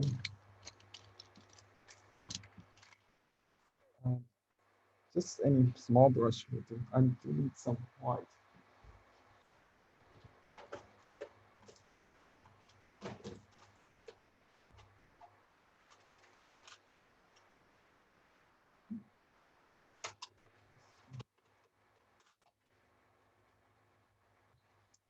Actually, you know what? Yellow is a very covering color itself. You can just use right off the tube or just dig into the, it will cover. You see how intense that is? No white needed. That's trippeon. You know, the stamen is between the small petals like that. All right, and oh, the leaf vein. We have a small visual brush called the leaf vein brush. Let me see, this is too small. That's one of the 3 basics. Yeah, the leaf vein brush. So I'll just use that. You can use a little rouge with ink or this color vermilion. Just see what. I'll just use rouge. Maybe. Rouge. Okay. Here is very important. You have to redefine sometimes, you know, what you intended with this base color. You can change directions, redefine, you can combine them. any way you want. You know, just don't put the center vein in the middle. It's, you know, put it on the side. You can go outside the original stroke. See, this part is, doesn't matter. Now, see, most people would do just right in the middle from this corner to that corner, because this is always in the perspective. So I'll just make sure this curves inward like that, and it's tight in the tip, along the tip here, and then get looser and looser. This part is very difficult. I didn't know until when I teach, because I didn't remember how long I studied this, but after I realized that you can ignore the shape of the colors, you know, just concentrate on the shape, what you want to draw, it's fine. So you can basically, you can go outside, you can change direction, but concentrate on the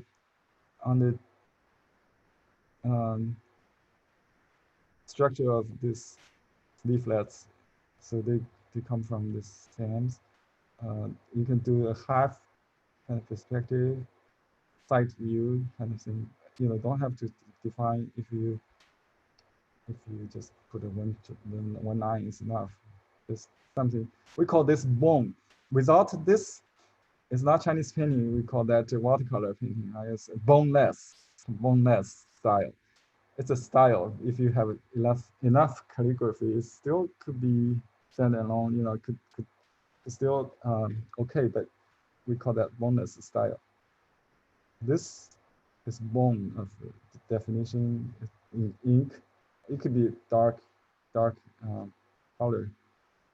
It gives the structure or the bone, and it has to be done with a tip-centered stroke, like a writing.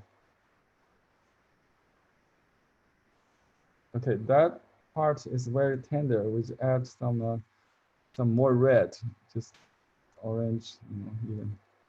So that just, you don't have to really, if the idea complete, leave absence of stroke. This whole stem is tender. And you can even add some warmth to that.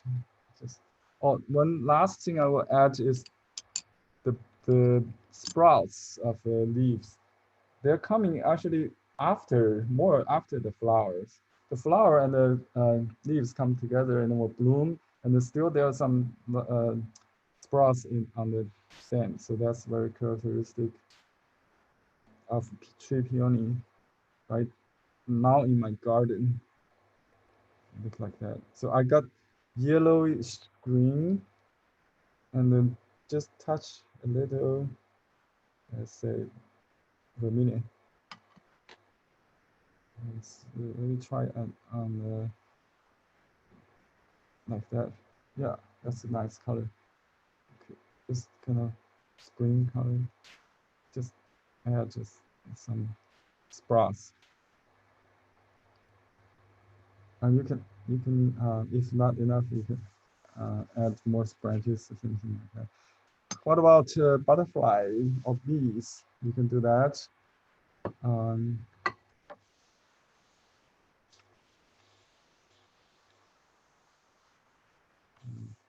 Now I'm thinking where to sign.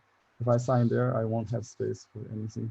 If I'm signing here, I may have space for that. Do you like bee or butterfly? What about bees? Yes or no? Can you do a butterfly? Okay. I will do it in Qi style because we are lack of black. I'll just use a dry brush, whatever. Just do the dark and leave some white. I do one side more like a, you know, for view, and then just suggest the other side. This would be Just a little bit too rough. This is calligraphy brush.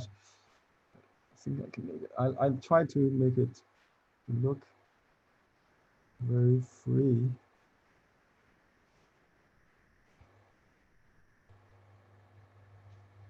Okay, this is the Shidashi style, but he does it in Gongbi, believe it or not. He does every detail, you know, but I try to not do that. So this is my second side wing. I just suggest that side view. This is the front, and that's the tail of the other one. You can suggest a little bit, just a little bit. Not be suggestive, you know, always good.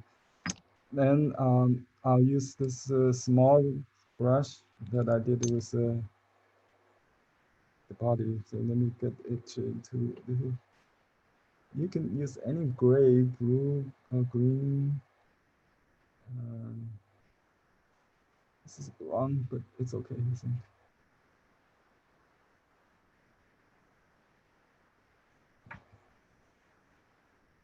Green, light green, I think, yeah. Just put in there for the body.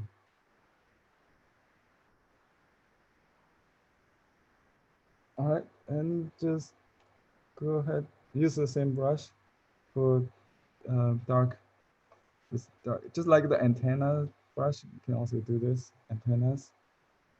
So just like a little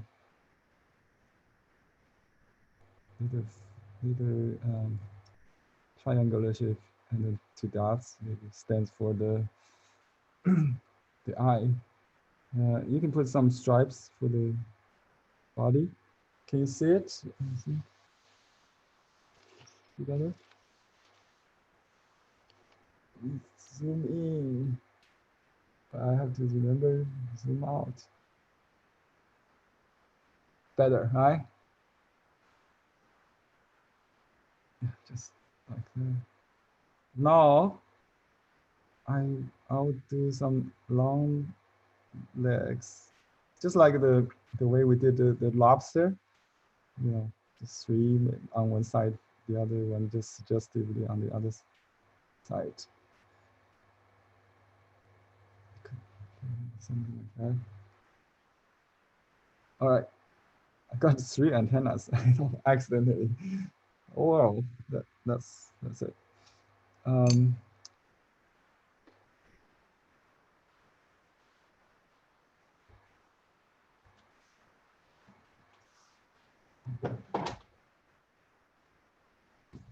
right, I found this.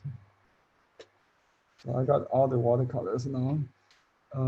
Let me just, you use a lot of color, then you need a lot of brush. Because I try not to wash my brush all the time. So I add a little color to the wings. Use some light yellow. This is a gouache yellow. So just, oh, this too yellow maybe. That's okay.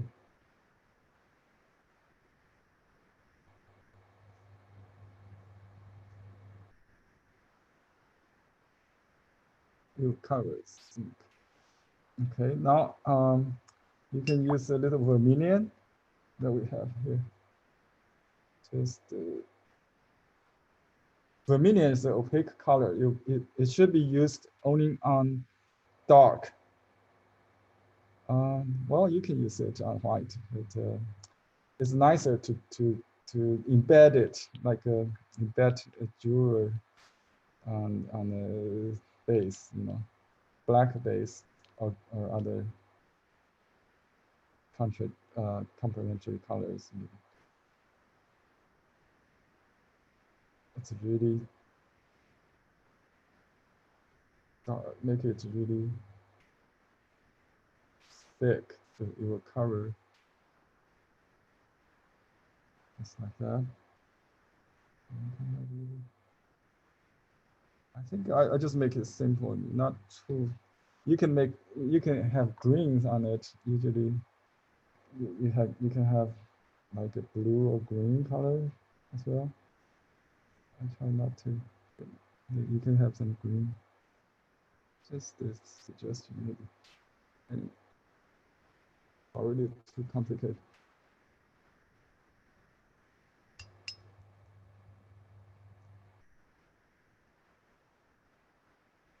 I have this in lesson 5, peony and the butterfly. Handouts with a butterfly. If you like, just you haven't signed up to my online class, you can go there, or you can order downloadable handouts for each class. This is lesson 5 or lesson 6, I forgot. Could be lesson 6 or 5. All right, the peony and the butterfly is a lesson among my 60 lessons.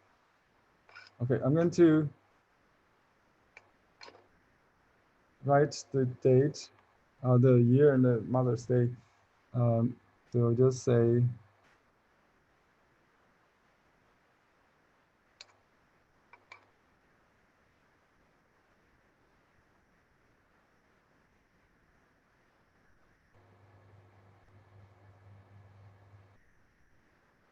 okay, can you see it? I think I have to zoom out.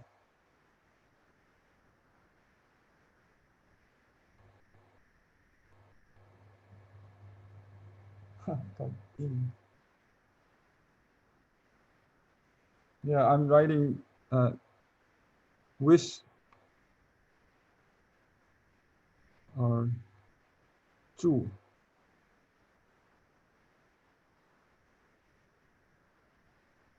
Mother's Day 节 means a festival.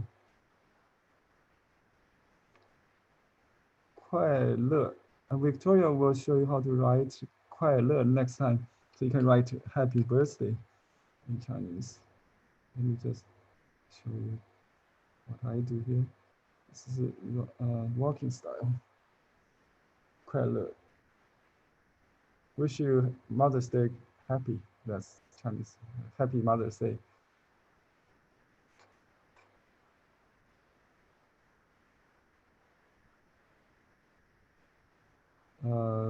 I'll just write my full name.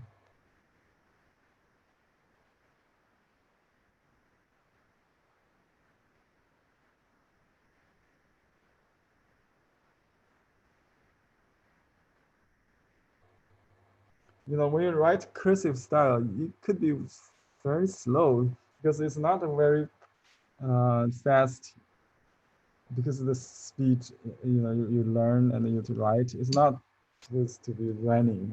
Actually, it's called running. You can write very slowly. The whole point is when you turn the paper over, you should see the strokes. If you don't see it, that means you didn't write slow enough. You're just skipping on the paper, not penetrate through the paper. So the ink should go all the way through the paper. That's the back of the painting. So if you turn the students and the teachers' painting or calligraphy over, look at the back side, you can immediately see who is students because they all look like that.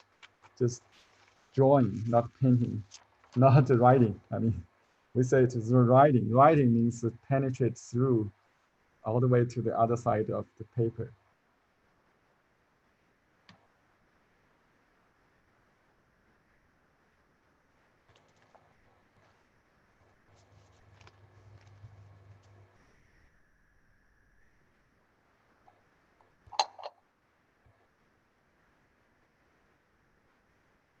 This is my full name, Zhang Hui Li. I can use another seal, but I just use this one for fun.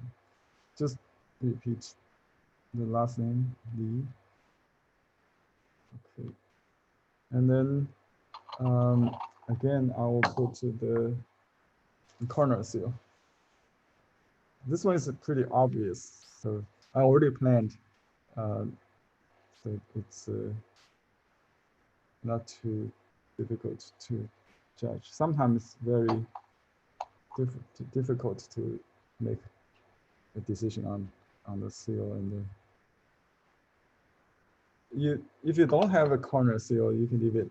We do have like a pre-carved seals for just like it's never too late to learn or something like that.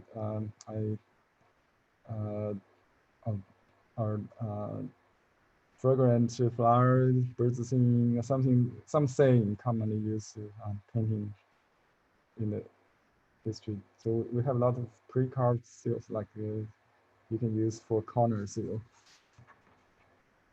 to add, the red stamps to a painting. That really makes the Chinese brush painting different from other forms of art, because you can write the occasion in the painting to whom you want to dedicate it to or something. So it's a communication tool. It has to do with social exchange.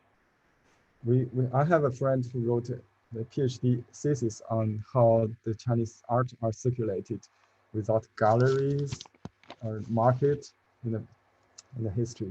They're basically gift or some kind of, the artists will exchange painting for others, something like that. And it's a common commodity. People use that for everything. There's a lot of Chinese corruption going on. When they will find tons of artworks in their like bribery things. They would not take money. They take cheap paintings, but most of them are faked. They don't really have the eye.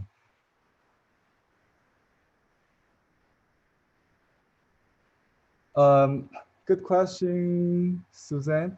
I have lots of brush paint. Influence in my watercolor art. You can take a look of my recent class online. If you're a part of the class, I have a class going on called the plein air watercolor painting with my teacher, Western watercolor teacher. But I always use Chinese brush on watercolor paper, like the shrimp I showed you earlier was done on watercolor paper and brush. So they're basically Chinese brush painting. But my landscape is also very calligraphic. I try to use many Chinese concepts. Let's do the pine tree. Maybe I can do it on. I'm just thinking right now. Do it on rice paper, or on Western paper. Do you want me just do it on whatever paper I got? The pine tree. We have 30 minutes, 25 minutes. Should I do that? Whichever one you like, Henry. Okay, I'm going to just grab whatever in hand. This happened to be a hot press, which is rare, but I like the smoothness. Maybe we can work it out. Just try to do a watercolor style of this masterpiece. Okay, let me choose just part of it. Like this one would be good. This one's too much. I think this one would do. I like the black and white. It gives me just tones. I don't have to think about color to begin with. And to look at this detail.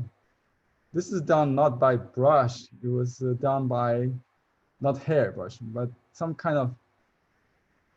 fiber from grass or reeds, something like that. It's very stiff. Look at this detail. Yeah, this is where basically wet into wet watercolor. Yeah. Well, we could do a monolithic, monochronic. I don't know what's the term. Monochronic watercolor, right? Oh, you have to draw a roadmap like that. I can read this, but I found something online like that. To me, it makes perfect sense. That's what I'm going to do. So I will draw a tree, like a stick figures. Okay, here's my first tree. And here's my second tree. And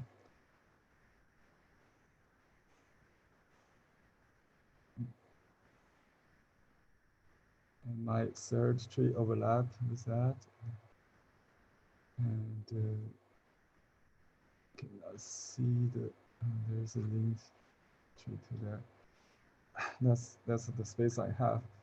Okay, what about this little shape, you know, that little roundness and the direction and this direction horizontal. I cannot read the original article. I found it's from some kind of PowerPoint presentation by a Japanese scholar in the museum.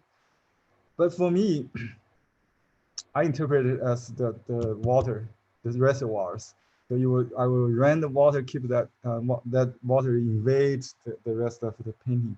So when I start a painting, I would use dark, just like the Chinese way. You know, we don't start one light, and dark and dry brush. You know, you can.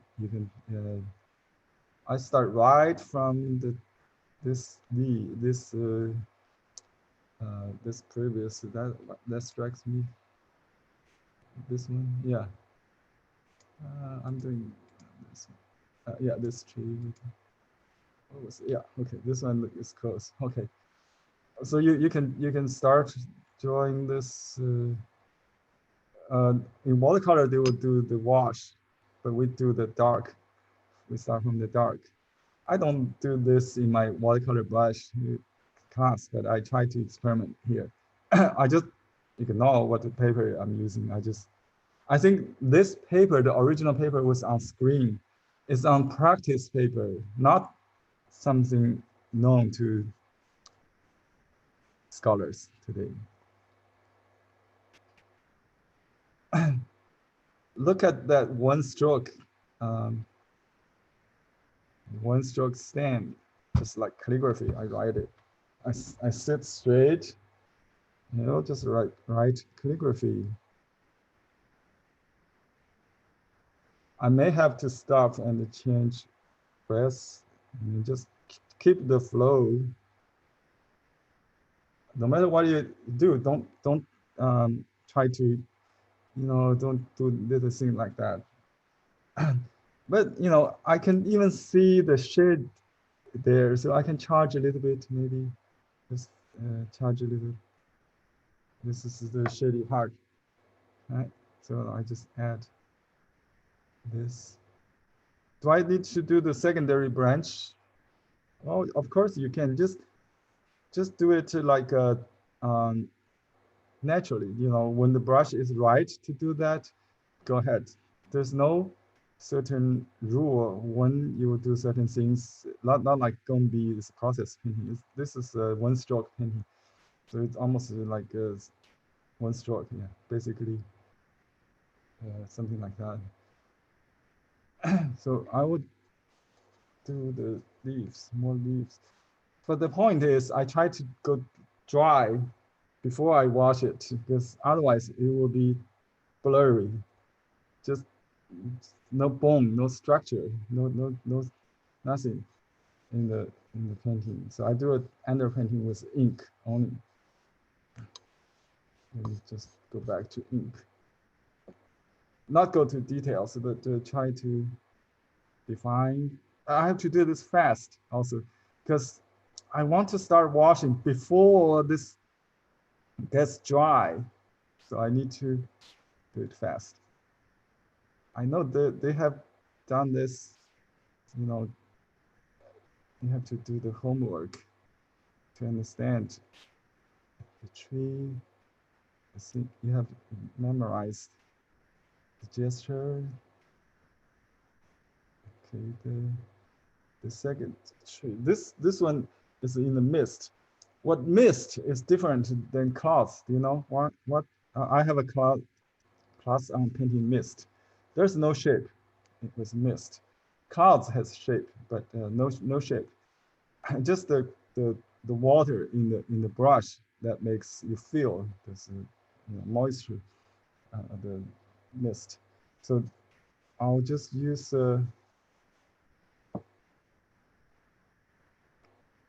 let me see.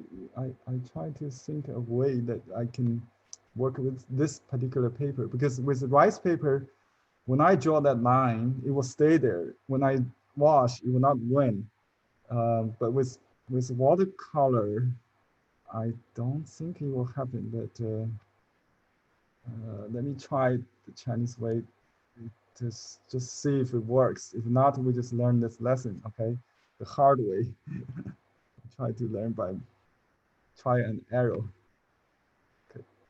So I'll just draw this line with dry brush.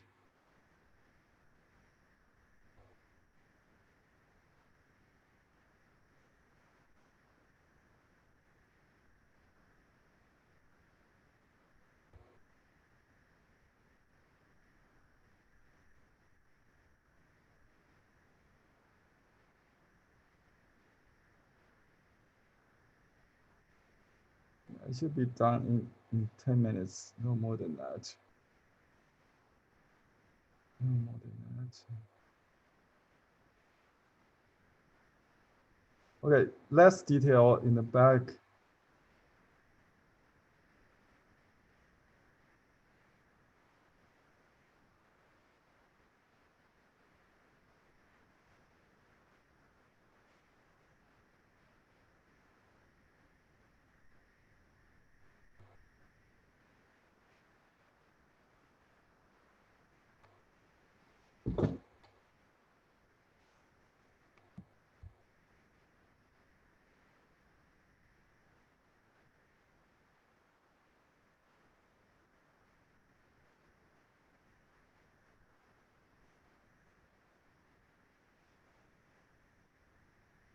Oh, I think this way is the correct way. Just give it a sharp point. I was stamping it. That's not.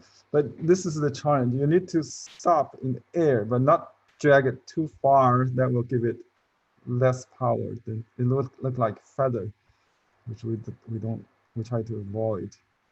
We can do the darkest dark later. So we should start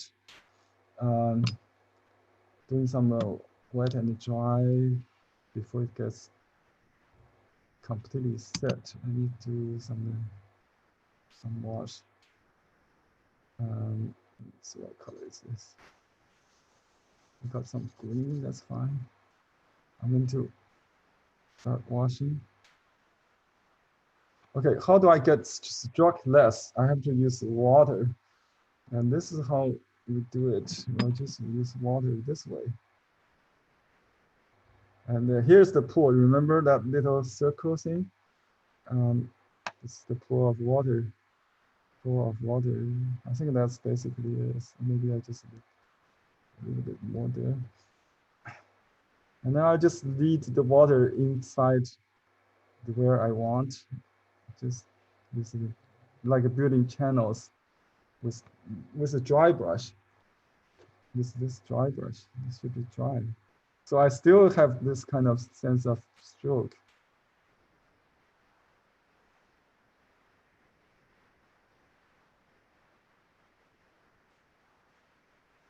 And the water will run towards with the channel I built.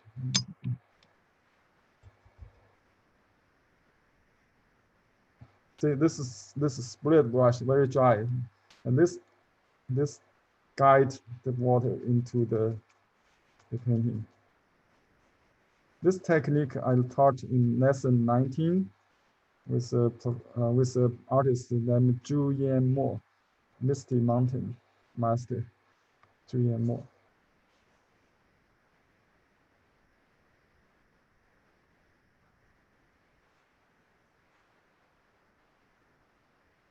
And I can use this angle to make it control the direction. But the point is, you don't want to wet the whole thing. We want to leave little pockets, bits of white. to balance the wet. Okay.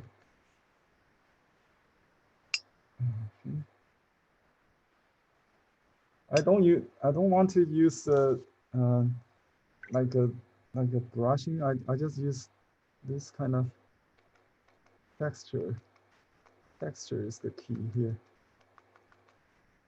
Yeah, so it gives a balance of a dryness. It gives like a bone. When I was in college, taking an art history class from Professor Wu Botang.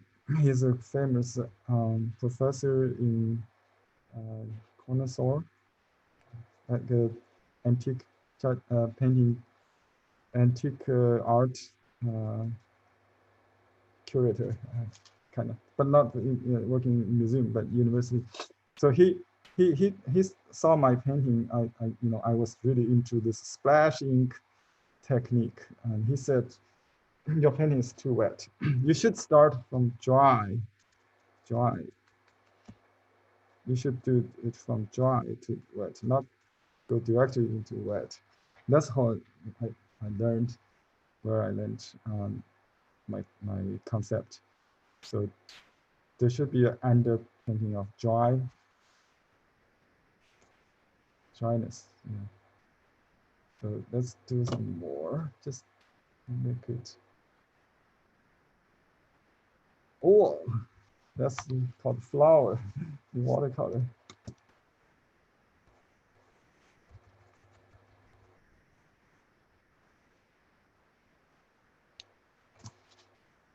Mulberry.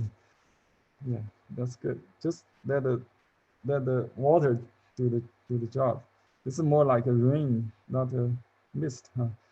I think the top should have also have some water.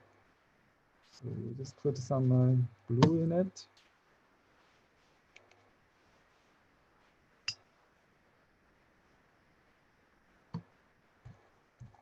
Wet and dry. Wet and dry.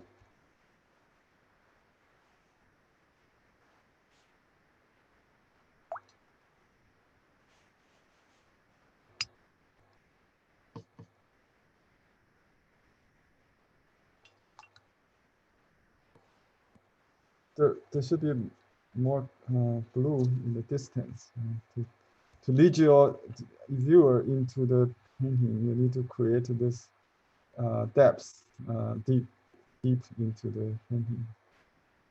So that's, and watercolor will dry light, very light. So there are some dry brush sweepings and some root details. I have to let it dry.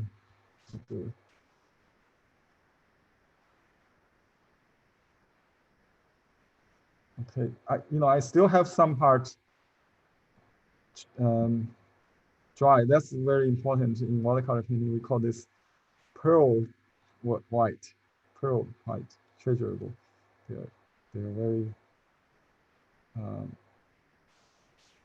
treasurable, pearl white, like a little beads. And you can wet it dry and then add more, or you can just keep adding it wet into wet. See, if I try to add the branches when it's wet, I can do it, but now I still have the dry structure in it. And that's how important you start from dark, dry, before you go wet.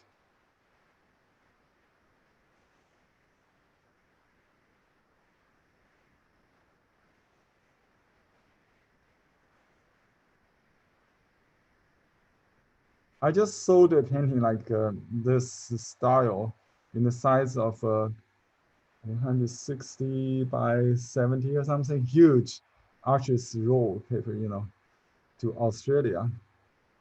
I should publish that painting again. I did on the floor. It's basically like this. Yeah. So on artist paper with Chinese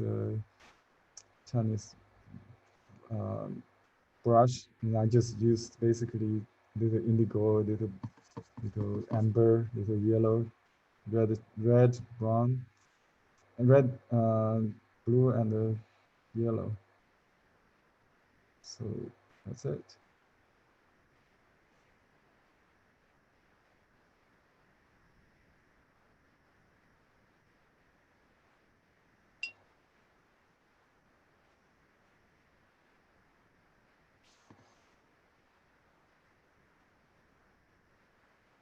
This is my focal point. I need to intensify that.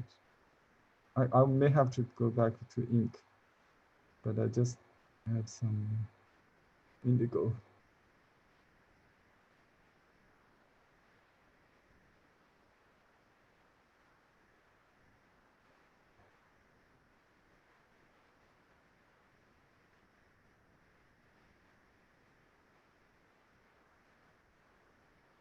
It's really like a watercolor. This painting is not very typical. It's very atmospheric, what do you call airy, misty.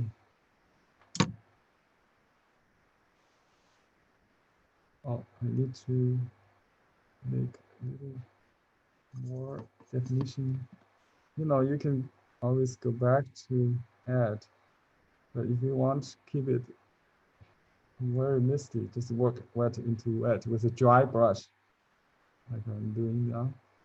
I think this dry part should be eliminated to save for all this center part.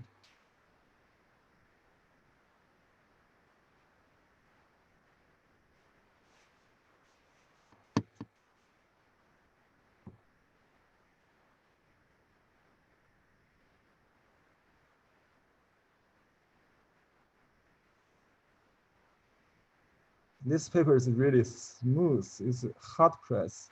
I usually use rough, Arches rough, but it has a lot of texture.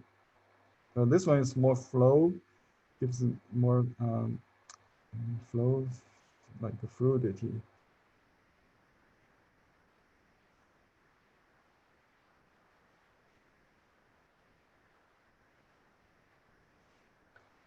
Okay, now I need to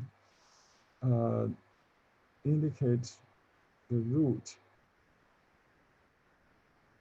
Okay, there's a perspective thing, you know, like the top line, this is the horizon.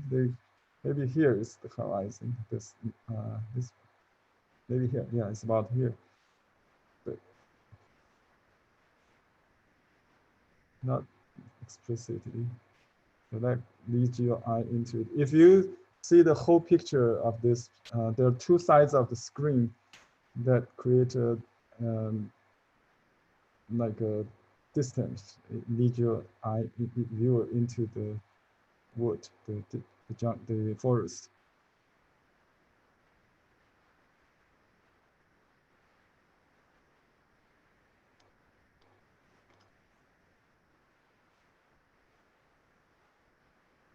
Watercolor you can change. You know, you can do a lot of things to. You can take the pens away before it gets dry. Charge it, something like that. Change the hue or the chroma.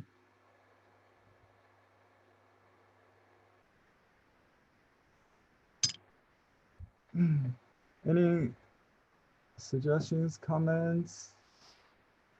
Okay, let me see. Are you following me? Do you want me to do a different paper? We have 3 minutes left.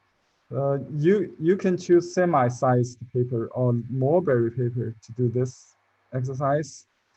It might be easier or more difficult. I don't know. It depends on your background. So you need to just like me, you know, to learn different media. But basically, the concept is the same. For me, there's no distinction between watercolor and brush painting. It's all using the same tool. Here, the color could be mutually exchanged. You can use any water media to do the same thing. So I think it's a little blur. Does it look better? I see a bit of slant there. So we can just soften that.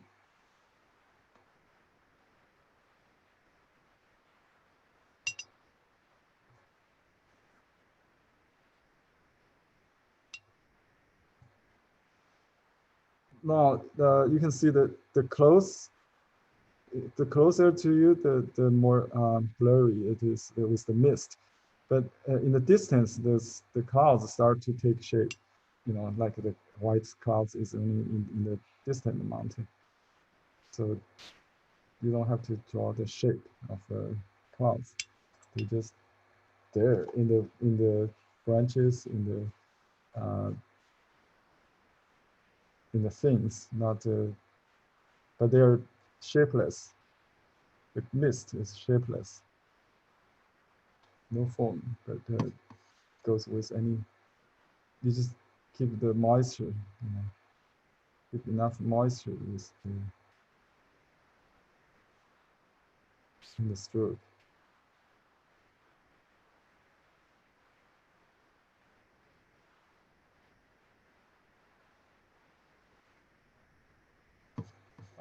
If you're interested in exploring this, please join my online class. I have an online class going on with plein air painting. So we do what we actually see. Nowadays, we cannot go out with the teacher, but he does Zoom class from photographs.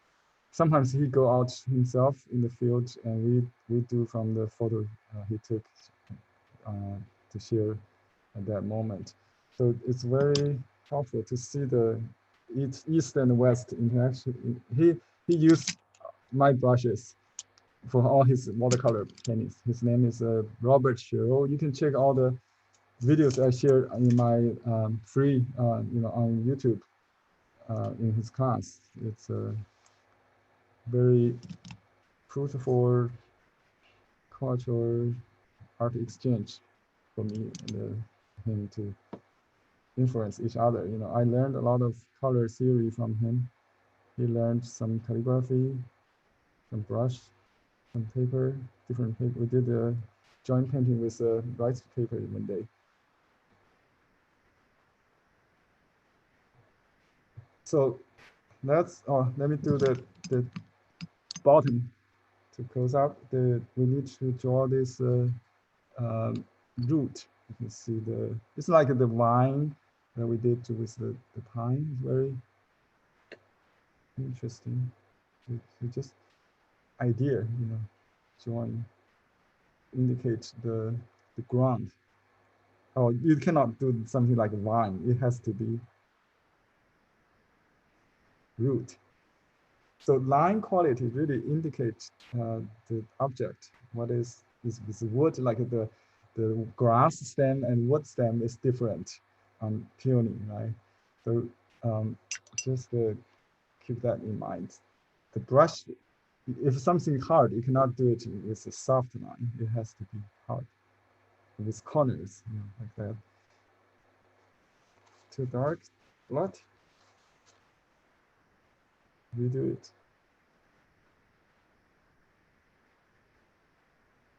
Some W or M shape would do, I think, something like that. And lastly, I think the painting may have the ground like this.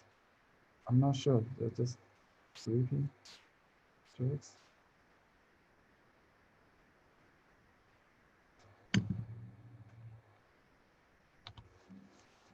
Sign, I would say Tom. I think the name of the artist is Tahaku.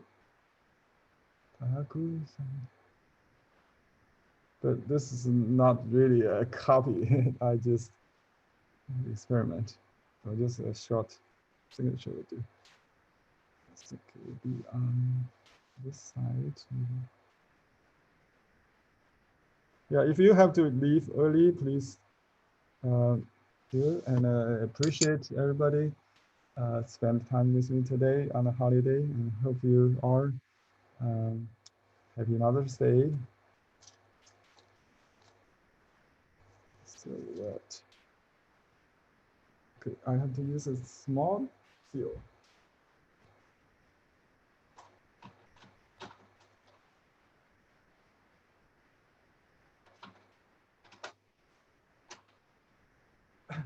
This seal I carved because the other day I used it, after I used it, I misplaced it. I couldn't find it for a week. Then I decided to carve this one.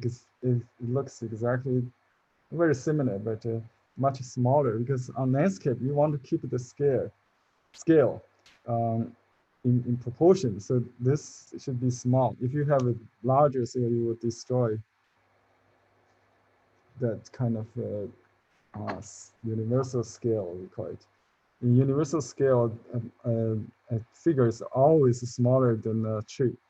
No matter what perspective, a house is bigger than a tree, and the mountain is higher than the tree. That's called the universal scale in Chinese landscape. It's like you're building a little miniature potted landscape. Everything is like a pre-made in proportion, right? You cannot change that. You just put pavilions or you know, figures and pathways and rocks, that kind of thing. So it's all in proportion. That's the point.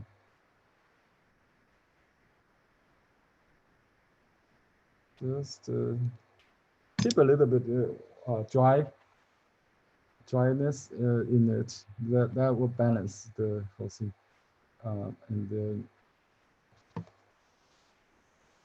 the yin and yang, dry and wet balance. Okay, this is just a demo. I wish you got the idea. So you can use computer paper to try it, even doesn't matter. The best would be, I was planning on this kind of paper. Oh, by the way, this is my teacher's work, my landscape teacher's work. Is that beautiful? And my note in after the class, he was showing me how to do the rock. Okay, and you start from the outline, and before the line gets dry, just like we did with the tree, you know, you start washing and let them blend into each other. That's how you get this mist feeling. This mist. Yeah, mist. I want to stand my TV. Okay, I have this in my lesson 16. All these are handouts from 16. Let me show you the handouts.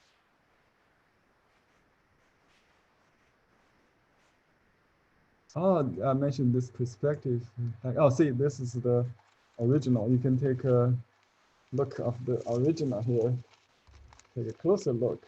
Okay, here he was talking about formation of the rock. He said, if you can do a rock like this, you can build a mountain. Build on this what we call the stone nose idea, or dragging veins in landscape. You know, they always divide into 3 dimensions, like 1, 2, 3, and 1, 2, 3, something like that. Even small rocks. So that's here also a good example of that. So you let me share with you. I never read in any book talking about the secret of how to paint rock, like 3 dimensions, until I one day searched and found a page with a Japanese artist who does they call the Nankan, the Southern School Chinese landscape painting, and I suddenly realized it's an old tradition. Even if they still do this in Japan. This is how they started painting. This is the character I talked about. How to divide space. This is this. They have a name for it. It's called the nose of rock. Yeah, that's it. See, this is the nose of the three dimension. How do you divide it, and then you just extend it. And then if we had time, I will do the X cut shaping or shading with surface texture. That's maybe next time.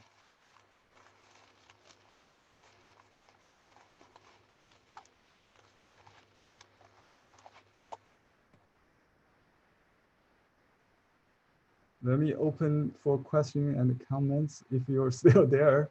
Anybody? Let me see. Okay, now you can unmute yourself.